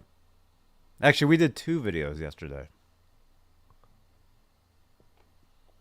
Of course they did, man. This is your fan base right here. These guys watch it all. These are your people, Johnny. Yeah, I appreciate my people. You guys are awesome. These are your peeps. We had a great time. Let me just say really quickly, Ned, where'd you go? I want to make sure he's not right Ned there. Nippleman. Ned Nippleman. Ned Nibbleman. Okay. I broke my glasses. Uh-oh. Well, my I'm gonna microphone. have to do it. My microphone is getting messed up. It won't. You got a nice microphone now, though, Johnny. I remember you used some old microphone that you had for like 30 years. That's true. I used. Didn't you use some old mic that you had forever and ever? I used to use an SM58 Beta 58, and then I got this after this last NAMM show. Before everything changed. Oh, I'm so excited for NAMM this year. My microphone is like, it won't stay on the desk. Oh, crap. Oh, no. Well, I guess I can do this for the rest of the show. There you go. It won't stay. Stand up. Stand up. I have to wear my readers now. I can't see anymore. It's all getting old. Some of you guys in the chat know that. Johnny's lucky he's still a young man. Here, this is the actual ASMR show right here. Look at the arm on that thing. I'm trying to. It came off the desk. How do you loosen? Is it lefty loosey? You know how many times the average man throughout his lifetime says out loud, righty tighty, lefty loosey. Okay, I got it.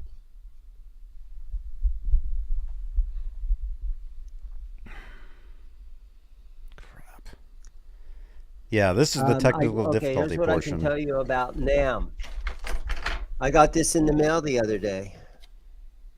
And it is my NAMM, a little NAMM member sticker. Whoop, whoop. And so the NAMM show is in, I believe it's the weekend of April 13, 14, and 15, somewhere around there. Don't quote me on that. Well, The NAMM show is going to be in April this year. And then next year, it's going back to the last week of January. So 2024, January, last weekend of January. The NAMM show is going to be back at its old regular time. Ouch. Regular channel. Next year. Yep. No, next year it's in April 14th. After that, the year after that. Yeah. So next year's to the 2023. 2024, it should be back to normal. I don't think it's ever going to be back to normal, but more normal.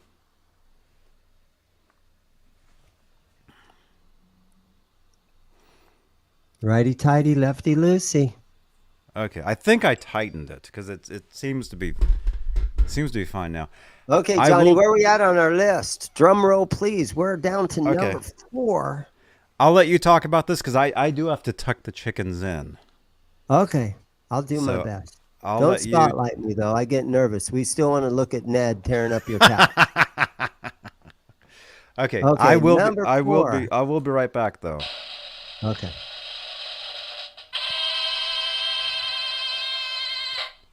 Number 4. There you go. Ain't talking about love. Be right back. So here I am all by myself. Number 4, Ain't Talking About Love from the debut album. Side 1 of Van Halen 1 was Running with the Devil.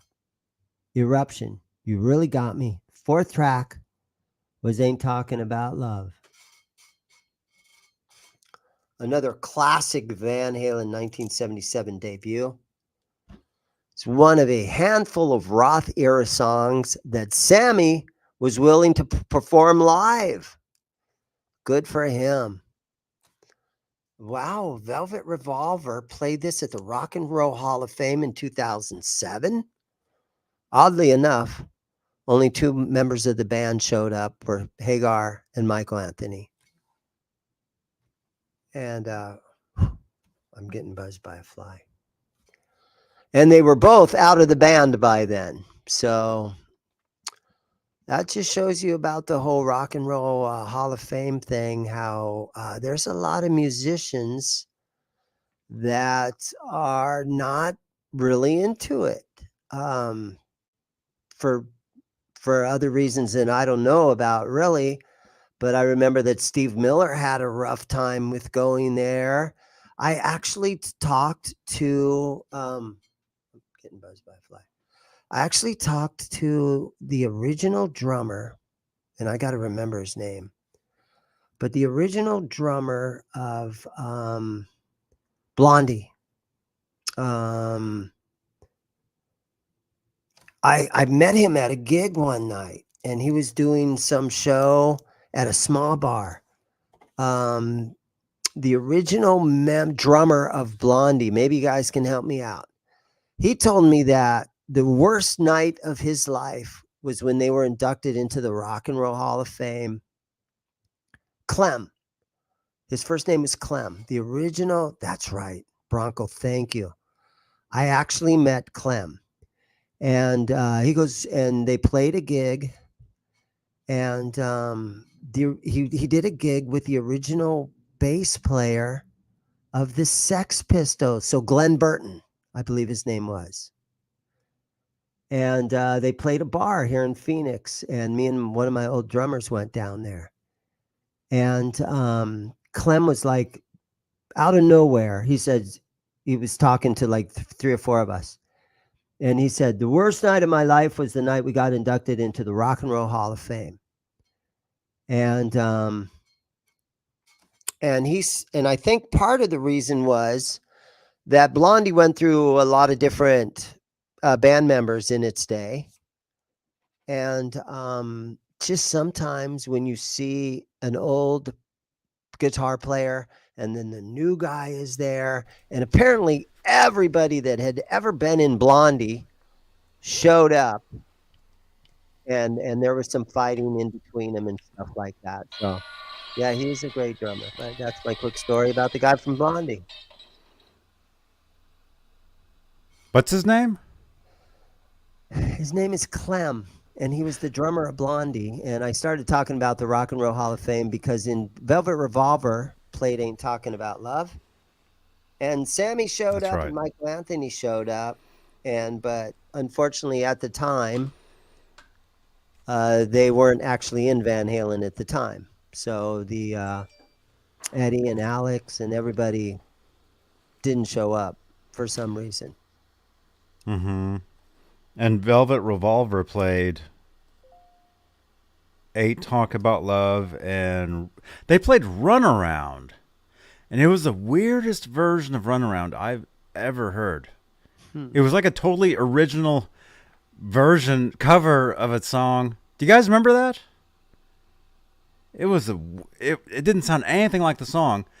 And then sorry to interrupt, but and then Sammy Hagar and Michael Anthony got up and they played Why Can't This Be Love with Paul Schaefer and Paul Schaefer's band.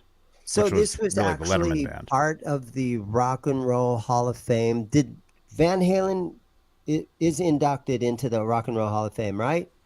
Mm-hmm. And this was during their induction show that night? Mm-hmm. Mm-hmm. And only Sammy and Michael showed up. Yeah. Did we ever hear what Eddie was doing? What Alex was up to? I don't know. Roth, what was Roth doing? Mm. What year was that? 2007. Yeah, something like that. Oh, it says right here. Yeah. Yeah. I watched it because you could watch it on VH1. Was Eddie healthy at the time?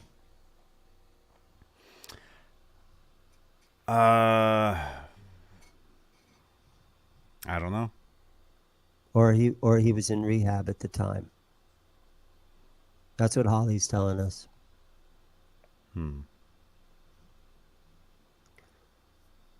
So everybody's wondering how your chickens are doing. What do you have to do? Just go make sure they're all in their chicken coop and you cover it or something at night? Like generally they're already in the coop. And there's like the main part where it has all the like the bedding and stuff where they lay the eggs and whatever. There's that. So I can open that up. I can see them in there. I shut that and then I have to go in. There's like literally 3 levels that I have to go through. Mm-hmm. There's security guards. There's all kinds of, I have to have clearance. I have to have a pass to get in. Basically, I walk through one gate. It's like that guy from Get Smart, right? I have to walk through one gate, and then I have to get to another gate. I have to walk through that gate, and then I walk into this one area here, and then that's where I literally shut the flap. And the flap is actually an old street sign, like a no parking sign. There you go. You know, like a sign, like a square. I'm not joking. I'll show you guys. It's right down in there, like a doggy door. Well, sort of. It's like slides up. So it slides up, and then I basically have to slide the thing back down. It covers the entire like door for them. And then that's when I go back. You got in there? Well, technically, if a rooster is a chicken, 4. Okay. I don't know if a rooster is actually technically a chicken. Maybe it is, but yeah, because the other ones are hens. Okay, they're all chickens. How many eggs you get out of there, like weekly? None. None? Yeah, they really haven't been doing. Rooster's better get doing his job. What's going on in there? They're pets. You should play Van Halen music out there for them all night long. Get the party going. I've actually played guitar out there before. If any of you guys have been on the channel here for at And least a there's a couple years. dozen eggs the next day. Yeah. But they're all So brown. they're pets. No. They're pets, yeah.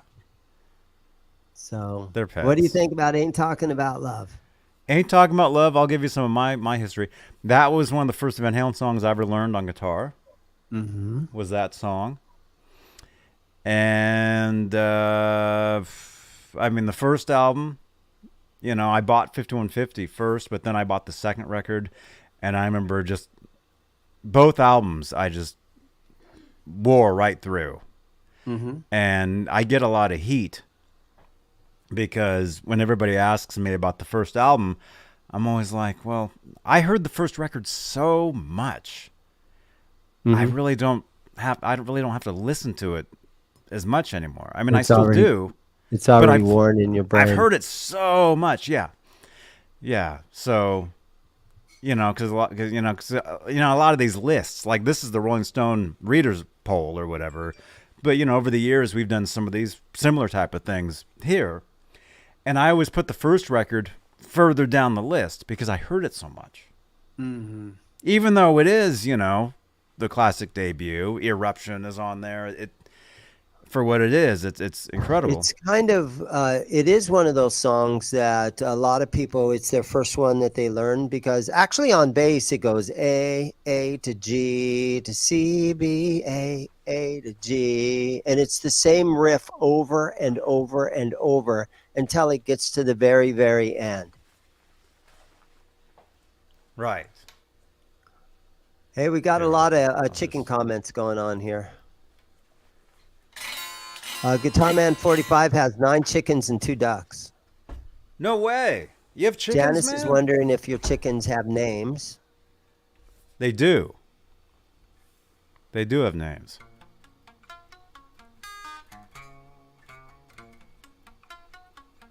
There you go. Yeah.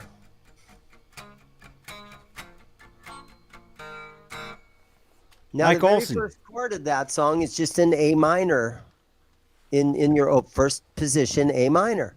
And the whole song is basically written right there off of that chord, right? Edward said when they wrote this song, they basically did it. It was like a joke. It was basically like a joke. It was like a stab at like punk rock because the punk scene was what was happening at that point. So, I mean, yeah, it's punk. Even though punk isn't really I don't know if a minor chord isn't a punk tune, but A to G, you know, that's punk. Uh-huh. Totally. So all the way through the whole song, you could play that riff all the way through until the very end. Yeah. Mm-hmm. Yeah. And I've heard, I mean, there was a rap song that did use that riff in it. I want to say it was called the F song or something. And Two Live Crew. And because it's the easiest Van Halen song to play, in my opinion, that's why cover bands all over the world have that song as a go-to whenever they need an extra song. Everybody knows how to play that song. So you can see tons of bands always playing that song. And that's why so many people have heard that song so many times. Is not because of radio and being at Van Halen concerts. It's because every time you go to a gig and watch any sort of a rock band play, that is on their list. I broke my glasses. I'm going to go get my other pair. Oh, no. Yeah. Anytime I get invited to play a Van Halen song somewhere, that's the song that I pick. Because that's... like, I'll play that one. And yeah, by the way, you guys, yeah, thank you to CC. If you guys watched yesterday's video, it'll be once we're done here, watch the very, very end of the video. You'll see like a next video, this previous video. I'll put yesterday's video when I was at Guitar Center, and I got the guitar yesterday. Thank you again, CC. CC had this delivered.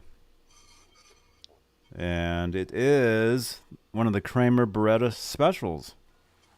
And look at that. Look what else is going on.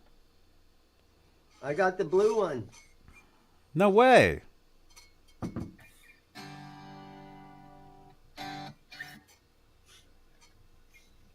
me see if I can play the Van Halen riff.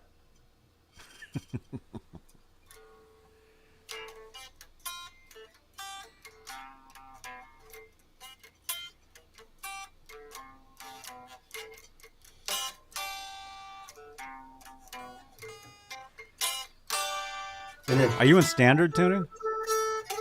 Yeah.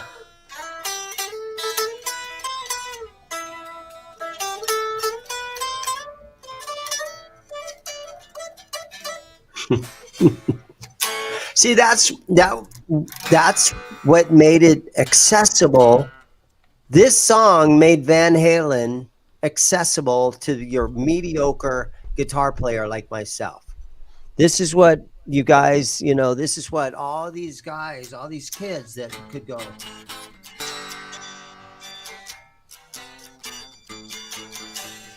Oh, my string's hanging over. It's getting caught up.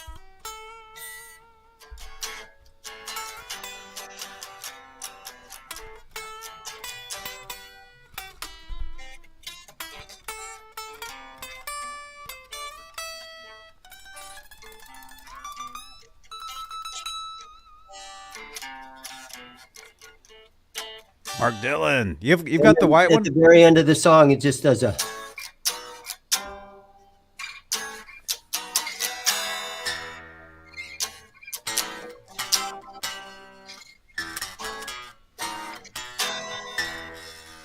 So that is why so many of those average guitar players love Van Halen, because at least they can sort of pull that one off. Well, and there's also this one. Sure.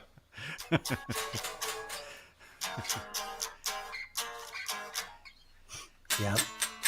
Hey, Rico's asking if you're going to put a Vega trim on your Beretta. Yes, I will. That's going to kick it up a notch. At some point, I will. I like this color, too, man. I mean, this is like the color. Out of all those colors, like this is the color for this, I think. I would like to get a lime green one. You know, the slime green? Mm-hmm. Do they make a lime green Kramer, though? I'm not sure. And let me ask you, because I was telling our friend Robbie here, I was telling him the angle of the headstock, to me, I think is more angled than the tilt Kramers back in the day. What do you think? Do you think, is it more angled? I mean, look at this. I mean, if I hold this straight to the camera, I mean, it's look at that. It's pretty angled. Yeah, it's 17 degrees or something, right? It's got a little angle to him.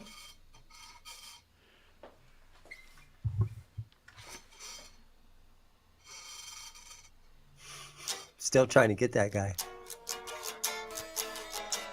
All right. So Tyler Johnson guitar, he plays 3. He's given me a guitar lesson here, because I messed that all up. He plays 3 on the E and open A. Plays 3 on the E and an open A. Not sure what that means. He's talking about You Really Got Me. He's talking about third chord. Oh! Right? He's talking about this. Yeah. Okay. 3rd fret on the E and an open A. You just go. Oh, yeah. Oh, how Eddie would play it. Eddie would play it similar. Eddie would play it like this.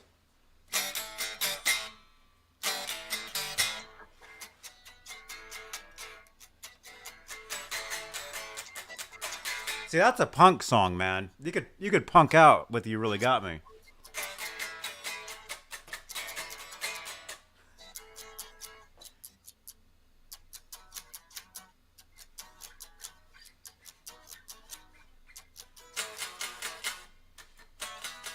All right, buddy, back to the list. These guys are dying to know what number 3 is. Song number 3. Wait, can you make a guess? What do you think it is? What do you guys think it is? Everybody think- guess. I saw it I already. think not the teacher.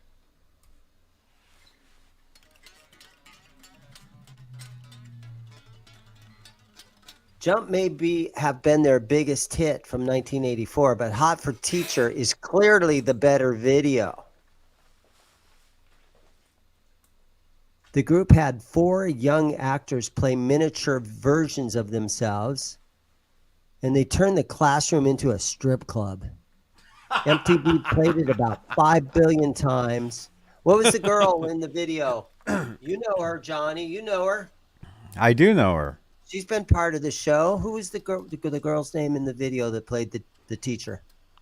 Well, she played the detention. She played the detention teacher, I guess. Her name's Lori Tucker, and she was here. Is Laz in the? Laz, are you in the chat? I haven't seen Laz, next time we go to L.A., Lori Tucker is going to give us a tour of somewhere. Well, she said she would give me the tour, but if you're with us, we can meet up with somebody from Hot for Teacher. And Bronco is saying that Eddie recorded "You Really Got Me" on his Ibanez Destroyer. Mm-hmm.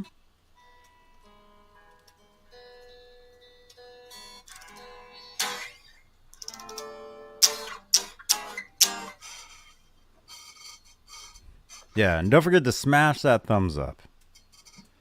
And we're giving away Jump 45 tonight in the chat. So all you gotta do is talk in the chat. Talk to your neighbor. And let me know when you're good, Zims, because I know. 7 o'clock. I got a few more minutes, but let's go ahead and get through the list real quick, and then we can give that away. Is 7 o'clock for you 3 minutes? Yeah. Because for me, 7 o'clock is another hour. Well, we've done 2 hours. We've done 2 hours now. I know. Just so you guys know, we started an hour earlier tonight. I don't know. Tonight was pretty good. We flew by. This list helped. Well, yeah. Next Tuesday, we've got another list we can go through. Sure. The top 20 AM radio hits of the 1970s. No, we'll do another Van Halen next week. Yeah. Well, Tuesday is Van Halen Tuesday. Every Tuesday here is Van Halen. Van Halen Tuesday. Donald Young says the little Kramer guitar sold at auction for $50,000. There's Laz. I don't know who Yeah, everybody wants to meet Larry. her.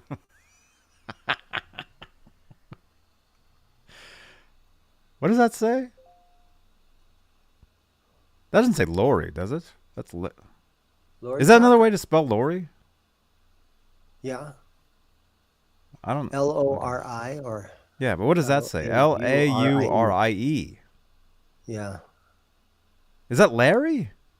No, that's Lori. That's still Lori? Okay. Yeah.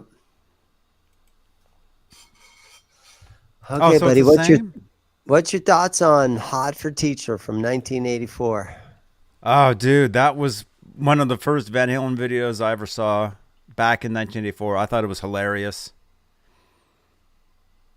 You know, I can't say I was a fan of the band by that point. I just thought the video was funny. But yeah, awesome stuff. Awesome stuff. They were definitely at the top of their game when that 1984 album came out. That was it. Oh yeah. Oh yeah. All right, next one. Number 2. Can we predict what it's going to be before you get there? What's your prediction? You guys got to try to predict now in the chat. What is number 2? Oh, I think I have a pretty good idea. from the same album. I'm going to predict it's a Sammy song because we've only seen like 2 Sammy songs in this We've list. only seen 2 Sammy songs, Dreams and wouldn't it be funny if it was Why Can't This Be Love, number 1. Oh, that was their, Bronco. I think Bronco's got it. That's what I that was was going their to say. biggest. Jump was already like number 6 or something. You think Panama? Couple guys. I'm going to saying predict. Panama. I'm going to predict. Finish What You Started. I don't think we saw that one yet. Come on, baby. This is a really weird list. It's kind of a weird list. I'm going to disagree. I don't think that one was on there, but it could be. It was a video. It could be. Number 2. Panama. Oh no. Panama. Wait, did someone predict that? Yeah. Tommy Thompson did predict that. And Bob Bronco. Bronco, yeah. We had a couple. Oh, Holly's thinking Summer Nights. Summer nights with the radio. Can't Stop Loving You. I hate to say it, but I don't think that number 1 is going to be a Hagar song.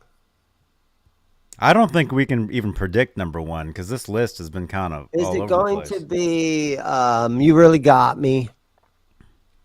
Is number 1, are they going to go there with You Really Got Me? I'm going to think number 1's going to be Why Can't This Be Love? Because we haven't seen that yet. Yeah. And that was a number 1. That was huge. We saw Dreams. Ooh, Alonzo's thinking Unchained. Wow. Unchained, Guess it huh? could be. Unchained. What about Laz. Everybody Wants Some? This list is the top 10 Van Halen songs according to Rolling Stone readers in 2011.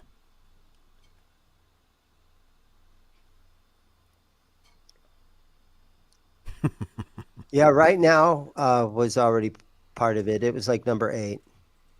Yeah. We got a couple of guys thinking Unchained.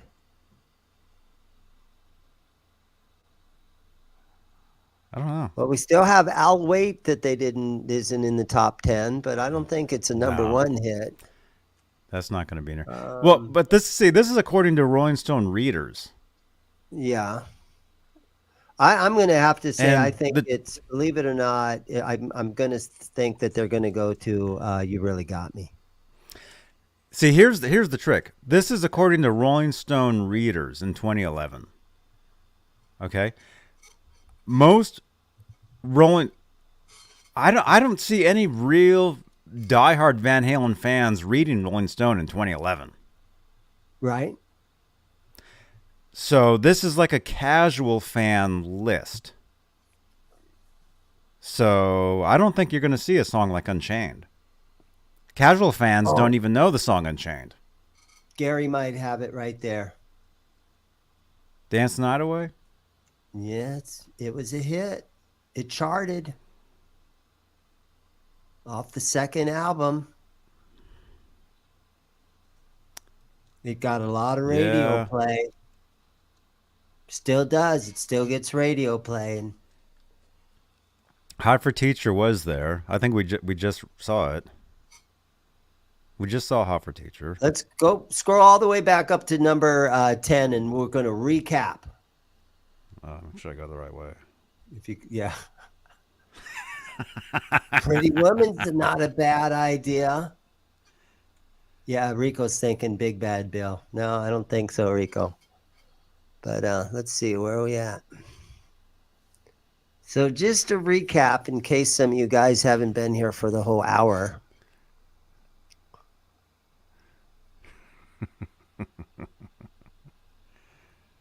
Okay, so again, this is the top Rolling Stone readers poll from 2011. Okay, so number 10 was Dreams. Yeah. Number 9, scroll on down. Dreams being number 10. Uh-huh. Right Now. Right Now. Okay, 2 Sammy songs. They got two Sammy songs, the very bottom of the list. But we don't have Why Can't This Be Love in there. There's Eruption. Some Eruption, people say that's not number even a 8. song, but Well, some people think Steve Hackett wrote it first. right. Mean Street is number 7, which I agree with. Really good song. Running with the Devil could possibly be top 10 or top 5. This is the weirdest list I've ever seen. Jump is at number 5, so we're just recapping with you guys. Ain't Talking About Love is it at number 4. So Rolling Stone Readers, Hot for Teacher is number 3. We already saw number 2, right? Oh, it was Panama. Number 2 is Panama, so we're down to number 1. Now Rico's saying Unchained. I think number 1 is going to be a Hagar song. Don't tell me what love can do. I think it's going to be Finish What You Started or Why Can't This Be Love? That's what I think. Wow. This is a bizarre list, G. You know what? For some reason, I think you might be right about that. Okay, here we go. Number 1. Here we go. It's not Fire going to be in the Unchained. Hole. Fire in the Hole, the best song on Van Halen 3. It was a good song on that record. It was a good because it song said for that 0% Gary Sharon at the top of the list before we started, right? It did. It said there's no Sharon songs on here at all. No, it can't. It's not a Gary song. Pretty Woman, You Really Got Me. Running with the Devil was number 5 or number 6. Oh man, I'm scared of this, man. I don't want to scroll You down. know what? I have a feeling it might be Why Can't This Be Love? I just have that feeling. That's what I'm thinking. But if I'm wrong, I'm not going to be upset about it. No. Unlike some of the Arizona voting that has happened the last couple of years. All you can do is laugh it off. Okay, here we are. Number 1. Drum roll, please. All right, the number 1 Van Halen song, according to Rolling Stone readers, back in 2011, which who knows who they were, is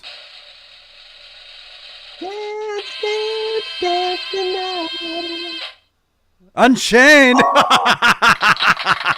I think somebody read this. Rico looks everything up. He is so quick on his phone. I know Rico looked that up, man. I know he did. Yeah, you guys looked it up. Hey, Somebody peeked. Unchained. Off of what album was it on? It was first song on the second Diver side. Down. No, just kidding. No. What record was that on, guys? I forgot. I played the riff yesterday on that purple guitar at Guitar Center. Wow. There was that many fans of that. Fair warning.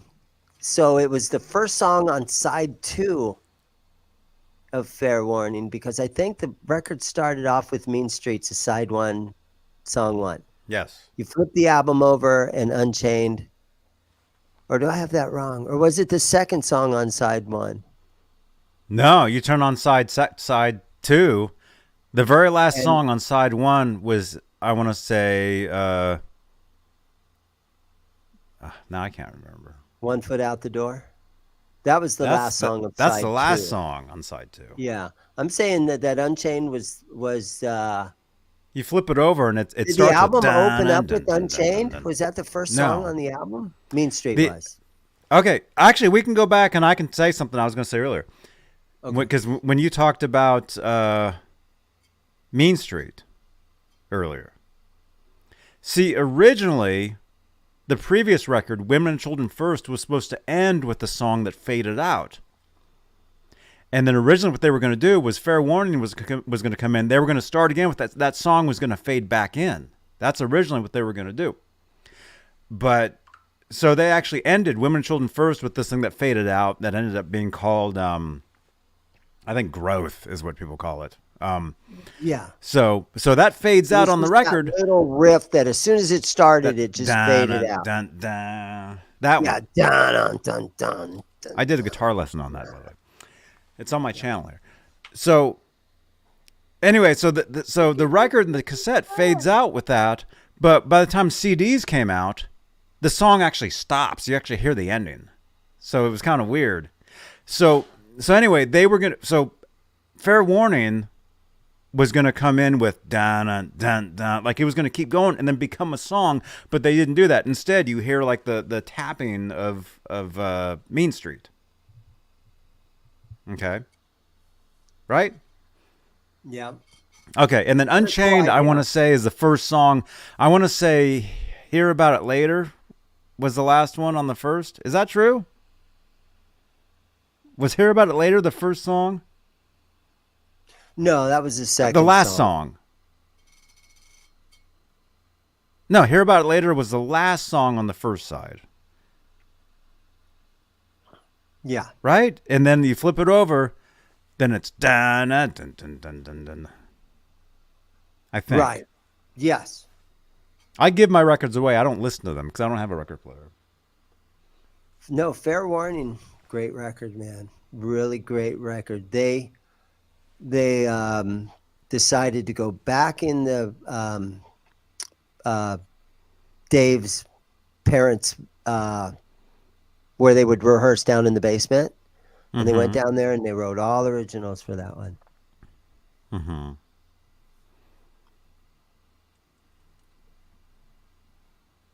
Yeah. I'm confused. Amazing. We're confused when it comes to the track listings.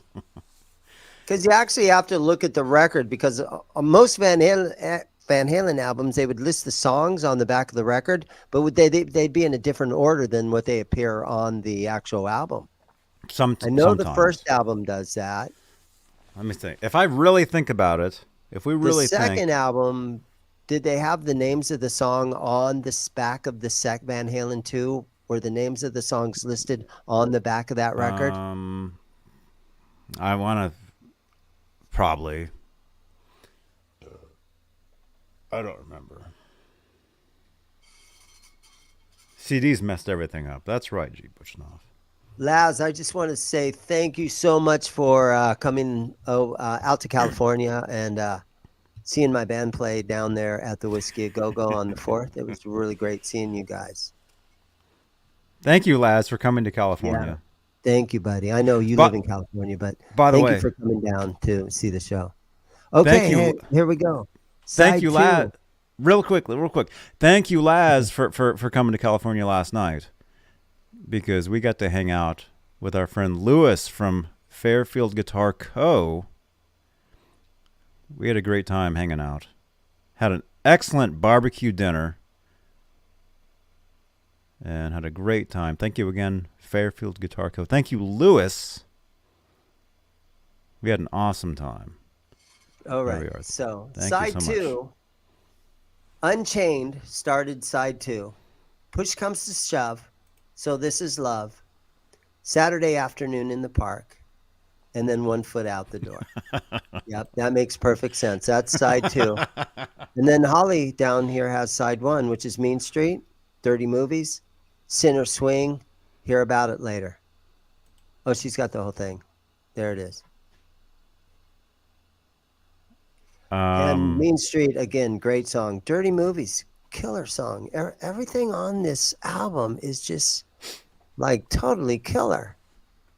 1 foot out the door. I wish they would have let it roll longer. It seemed like it faded out too quickly. Those guys always would, not always, but they would let some of their tunes fade out before it was time, in my opinion. Stop fading your song out so quickly, guys. Let us hear more of it. Right? Don't you think their songs would fade too quick? Well, technically, there's a reason why they fade. Because a lot of times they're tracking and they're playing the song, and then, like I said, like I said, I have Mean Street. I have the actual tracks to that where the song actually stops, where it doesn't fade out. And really, it does actually stop. Like they could have actually just like had it where the song stopped. Technically. Yeah. Mr. I have Hey, it on put my Mr. iPod. Mick in the chat for just a second, or in the highlight Mr. Mick. So Mr. Mr. Mick? Mick right there. Yeah. This one? Yes. His wife came into my store 2 or 3 days ago. Oh And wow. so she bought a Zimm shirt from me, and she bought a pack of Swiss picks. And I was recording a little restring video, where I restring guitars, and I make videos basically just shining up and restringing some of these guitars that come in here. And I made her do a quick little cameo. Your wife is in the cameo. She makes a cameo in the video. I held the camera on her, and she says, "Hi, honey, I'm here." And then so that should be in the video. Look for it in the next month or so. Oh, awesome. I probably have about 5 or 6 videos that I've already recorded, and now they have to go over into editing. My son does my editing. That's cool. And Mr. Mick. Thank you so much, man. It's really fun when that kind of stuff happens. Oh, it's awesome. Mr. Mick, good to see you, man. Hope to see you soon in GTA. Didn't you used to play GTA with us? I think Mr. Mick would join us when we would play Grand Theft Auto on Twitch.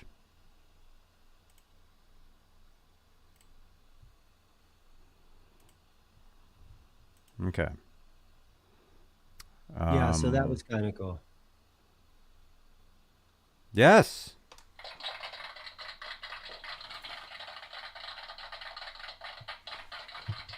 Yeah, people actually know that I'm here in Phoenix, and they drop in on me once in a while when they're in town.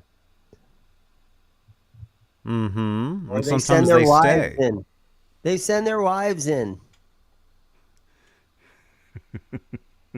Alonzo wants to know how I started in the business of selling guitars. Should I tell Alonzo real quick how I started? Sure. I don't know. Alonzo, I always kind of loved having guitars, but I would flip them. I would buy something at a pawn shop or something, restring it, I'd flip it, even if I made 10 or 20 or $50 or whatever. And that was just a little hustle, a little side hustle that I had. And finally, one day, I right in a little shopping strip mall, a mile from my house, there was an empty spot in the corner that used to be a head shop. And back in the 90s, it was a skate shop, and it was setting empty, and they had old restaurant equipment in there. And this was like for as long as I could remember. I called the landlord and said, I'm thinking about a quaint little guitar shop. And the guy called me back the next day, and he gave me an offer on this building that was going out of business, and it was in foreclosure. And he gave me such a cheap rent agreement that I was able to sign a 1-year lease for, and it was so cheap. I don't want to say how cheap, but it was so cheap. I only had to sell 2 or 3 guitars to make the money to pay my rent. And I was in that spot for 5 years. And then finally a new landlord came in, and I actually had to move into a real proper building somewhere. But the whole key to it is to find a retail spot, get your secondhand license, get your business license, get your insurance, and get a collection. When I started, I had 40 guitars, about 5 or 10 amps, and maybe a half a dozen pedals, and about $5,000 in the bank. So again, the trick to it is to find a retail facility in a little strip mall someplace that is secure, so you can put your guitars in there and you don't have to worry about people stealing stuff out of there. But the trick is to find a spot that is so dirt cheap that it's easy to come up with rent money. There it is. There's my story. That's my story, and I'm sticking to it. That's an awesome story. And you don't have to sleep on the floor there either. No. But you could. Right? You could. Could you live in there? Or is that a no? Well, there isn't I have a bathroom, but I don't have a shower, and I probably could, but I don't know if security would allow it. It's, it's a retail facility. It's not really a residential. They can't kick you out of there. license. Security? I mean, there's security guards that walk around in the front, right? Mhm. They drive around and stuff. I mean, if you had your lights on all night, I mean, technically you could be open 24 hours, though, couldn't you? I know, but I there have a rule house, against that? so I don't want to live at my store. Mm-hmm. But I could. But it's cool. Just imagine Yeah, it's living cool. in a guitar store. Get to I play do stuff not all the sell time. meth. Renus is worried that he's not worried. But no, I do not sell meth or any types of drugs out of my store. If it was back in the 80s, we could think about He doesn't sell it. certain things. Yeah. You don't sell when you're giving them a taste. I do use that same theory. When you would sell joints and when you were in high school, I don't know if you were a part of this, Johnny. I've But never there were- smoked there were pot. certain Nobody kids- believes me. There were certain kids that would sell joints in high school. And if you would give a kid a joint for free, the first one's for free. And then every couple of days, they would come and buy another one from you, and then you'd start making all the money. But yeah. The first one's free. And I use that same sort of thing in my guitar business. If there's somebody that is collecting guitars, and you give them such a smoking deal on that very first guitar. You don't give it to them for free, but you give it to them at your cost or whatever. And then a week later, 2 weeks later, they look for another deal. And before you know it, you've sold that person 20 guitars. Before you know it, you have them begging you and shaking it at your back door. Yeah, their gas is so bad. Their gear acquisition syndrome is so bad. They're pounding on the doors trying to get in. Dane, let us in. 2 o'clock in the morning. Dane.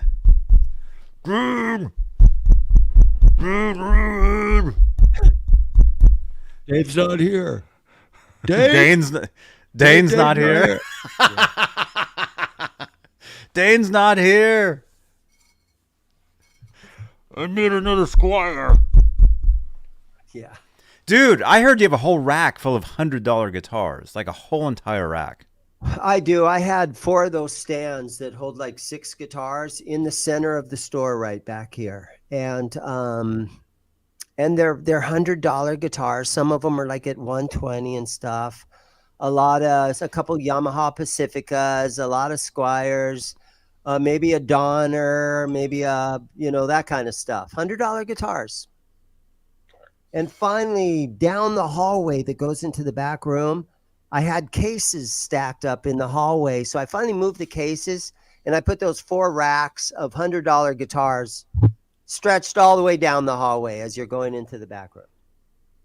And so it kind of freed up the center of the store, and it puts more focus on the guitars that are hanging on the walls. And I don't know, it just kind of cleaned it up a little. Mm-hmm. See, now I'm itching, man. I'm thinking, what guitars do you have there, man? I'm gonna be at your back door. Come right in the front. We'll have to. That's what she said. Yeah, guys need Kramers. It's true. We do, and we have them. Gear, it's no joke about that gear acquisition syndrome. That is honestly, it really does happen.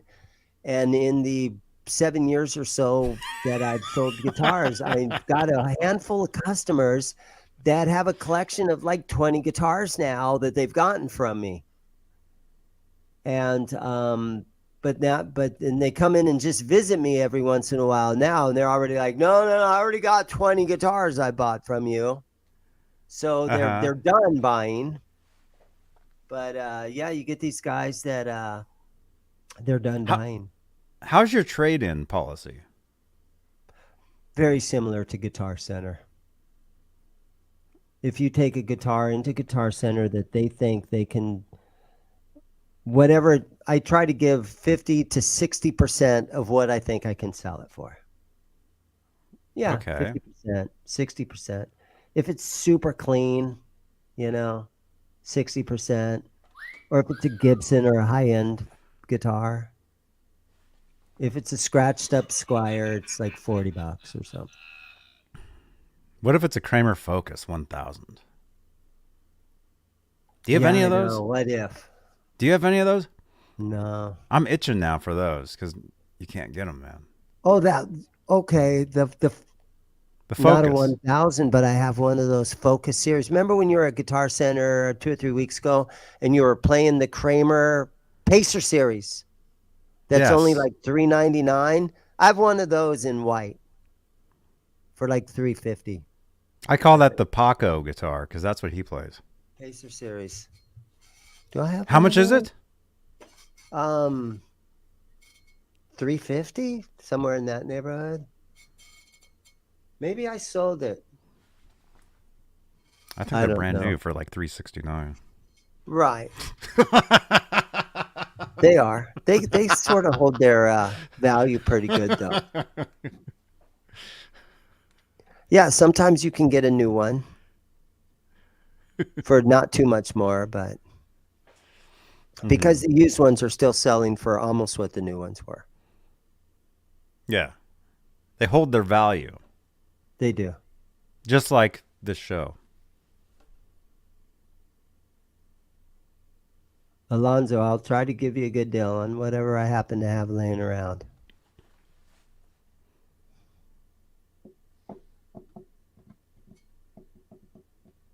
Man. One of these days, those can you give us Kramers, a they made tour? a Focus 1000, which I believe were the really good ones. And then they Yeah. made a Focus 3000. And then I think they had a Focus 6000, right? They had 1,000, 2,000, 3,000. Oh, okay. Was there a 4 and a 5? I thought it was 1, 3, and 6. No, there was 2,000. 1,000 had the one pickup. 2,000 had the two pickup. Mm-hmm. Those I can't think. 1000s are the way to go if you can get one of those. Bye, Holly. If Holly wins the drawing, forward it to Danny of New Jersey. Okay.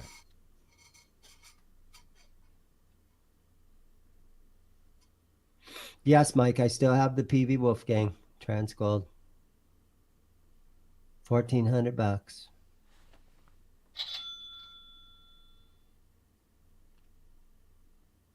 Call me during the day. Oh, wow. So one of these days, can we get a tour of your shop? I wouldn't know how to. I'd have to do it on my phone, and my phone's a piece of junk, man. I'm going to have to wait until I upgrade my phone. It's coming soon. The phone upgrade will come soon. Because with this phone, I think it's an Android or whatever it is, it's really not good at doing any of that kind of stuff. Renus, I don't usually sell too many Chapman guitars, but for a long time there, I was collecting them. And I have 3, 4, 5, 6, 7. I have probably 7 or 8 of them sitting in here. Wow. Yeah, I know. I can't do the OnlyFans pictures on my phone. My phone sucks. Peter, I still do have the Chet Atkins nylon string Epiphone. Yeah, I still got that thing. Thought I had it sold the other day. See, these guys remember some of the guitars I've showed you. Because some of the guitars, man, they stick around a year later. Oh, yeah, it's still over there, you know?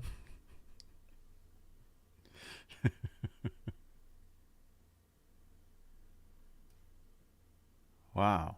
Yeah, Alonzo, you got to check the those PV EVH. There's a flat top one, and there's an arch top one. They're all different. So the ones that are $4,000 to $6,000, I think those are the.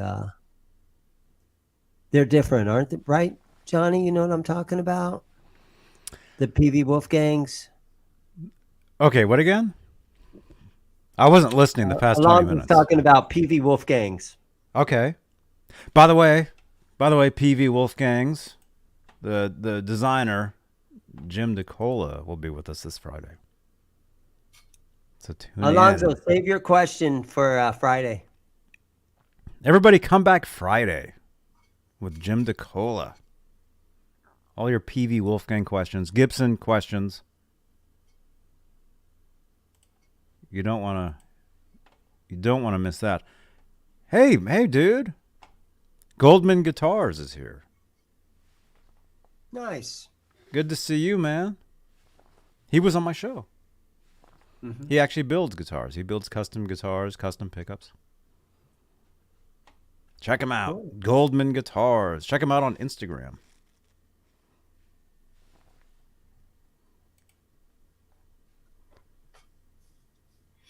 All right, buddy. I'm an outie. It's time to lock up. Yeah. Dane, thank you so much. My front door is wide open. My front door is unlocked, and my sign says open right now. I've been closed for an hour and a half. Have there been people in there tonight? One guy walked through. Yeah. Is it like hot? Is it like 100 degrees outside? No, it's kind of chilly. It's probably in the low 60s, maybe. Let me see. 60s? That sounds warm to me, man. Goldman Guitars, yes. 60 degrees and cloudy in Mesa. Mm-hmm. Goldman Guitars, we got to make a JBTV pickup. Let's do that, man. Let's do it. All right, Johnny. Thanks for having me in tonight, buddy. You're welcome. Dude, thank you for the early start time. Oh, wrong button. Did the early start time mess you up? No. We actually did a regular show. I mean, this is... You thought it was going to mess everything up, huh? No. I thought it was awesome. Oh, good. Everything was cool. Have a great night. I'm going to spin once you split. Or you can split. Okay. You can split. I'm going to split. I got to do the spin for this. Okay. Good luck to whoever wins this. See you guys. See you next Tuesday, right? Yes. Okay. Bye, guys. See you, man. Watch Friday. I'll be watching Friday. All right. Okay. Bye-bye. Later. Wow. Dane Zimmerman. See, that guy's cool, man. Dane Zimmerman. Okay. All right, you guys, we're going to spin. This was the in the poll tonight. This one came up. Jump House of Pain. All you got to do is talk in the chat. Say hello. Let us know where you're watching from. And this could be yours. And look, it matches my shirt. Watch this.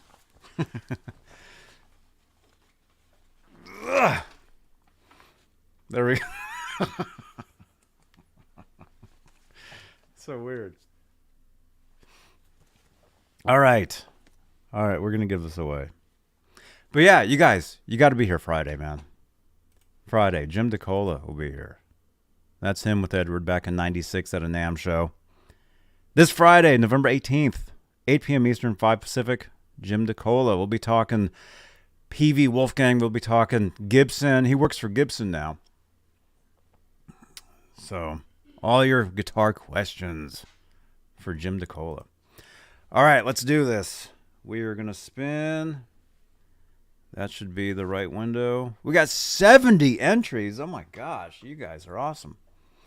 You guys are awesome. We're at about 300 views for tonight's show so far. Thank you. Thank you. Thank you. Yeah, let us know. Where's everybody watching from tonight? Let us know where you're watching from. I'm in Santa Cruz, where it's very, very cold out. We got Dan Gorman in Texas. Let's see. I'm going to win 3 times. I might. We got Nashville here. We got South Florida. We got Texas. We got Oklahoma. We got ha ha ha ha ha. Robbie's ready to lose. Cheech says win.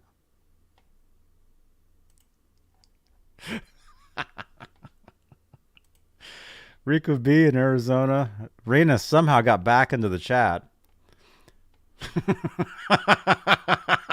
Janice in Connecticut. We got the Bat Cave here. 0812. Dude, you guys watch the show we did with 0812 last Saturday night, man. He's got an amazing Steinberger guitar. That should give you the link to the Saturday night show. Saturday night with 0812. We got Mississippi. We got Pennsylvania. We got Panama. Van Halen Lyrics is here. Welcome, Van Halen Lyrics. You guys follow Van Halen Lyrics on Twitter. Yeah, follow us on Twitter. I love Twitter. I've been on Twitter since, look at that, since 98 or 08.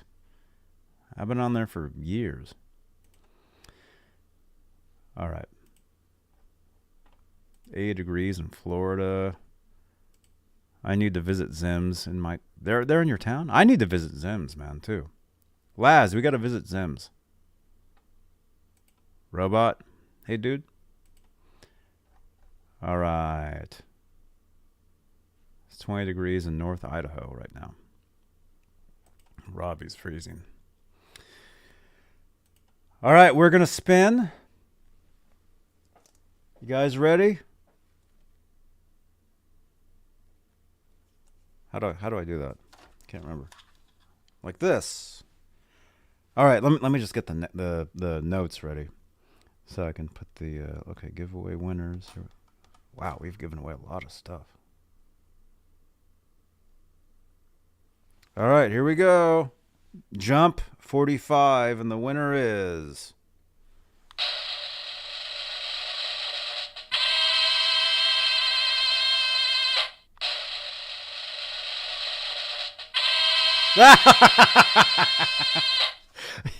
I get to keep it. I'm keeping it. Good night, everybody. Okay, just kidding. All right.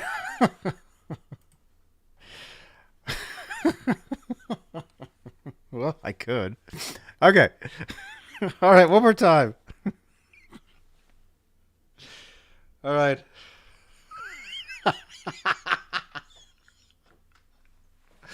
Oh my God. All right. The winner, I guess the next winner will be this one.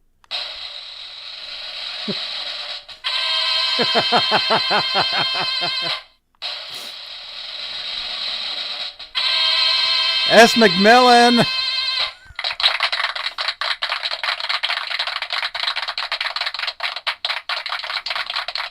S. McMillan, you are the winner.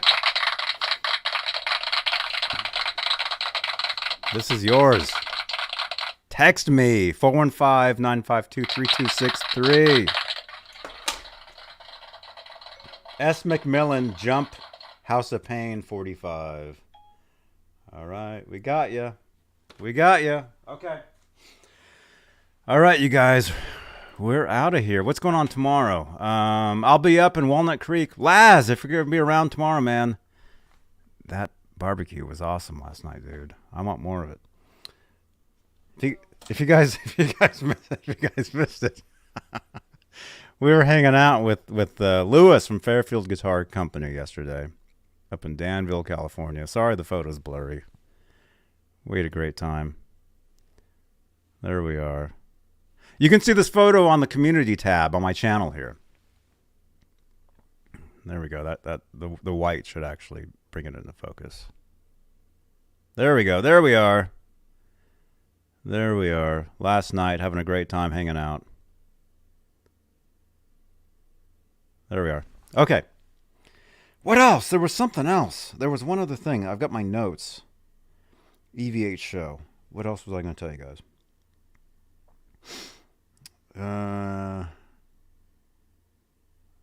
Oh, well,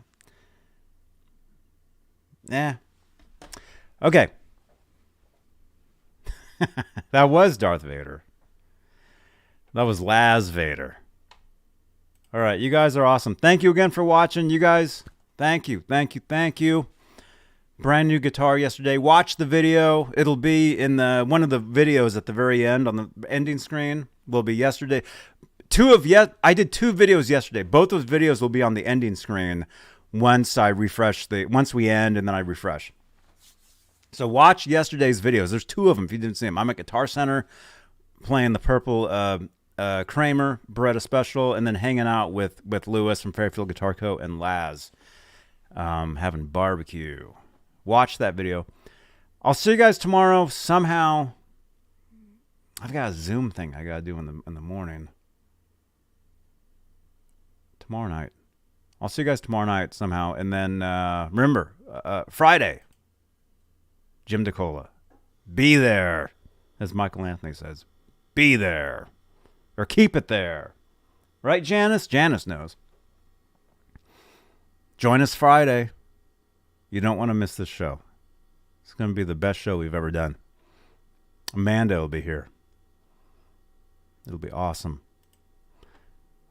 All right, I'll see you guys tomorrow. Johnny Beane TV. Bye-bye. Hey, this is Michael Anthony right here, and you are watching exclusively Van Halen on the Johnny Beane TV. Keep it there. Woo! See ya!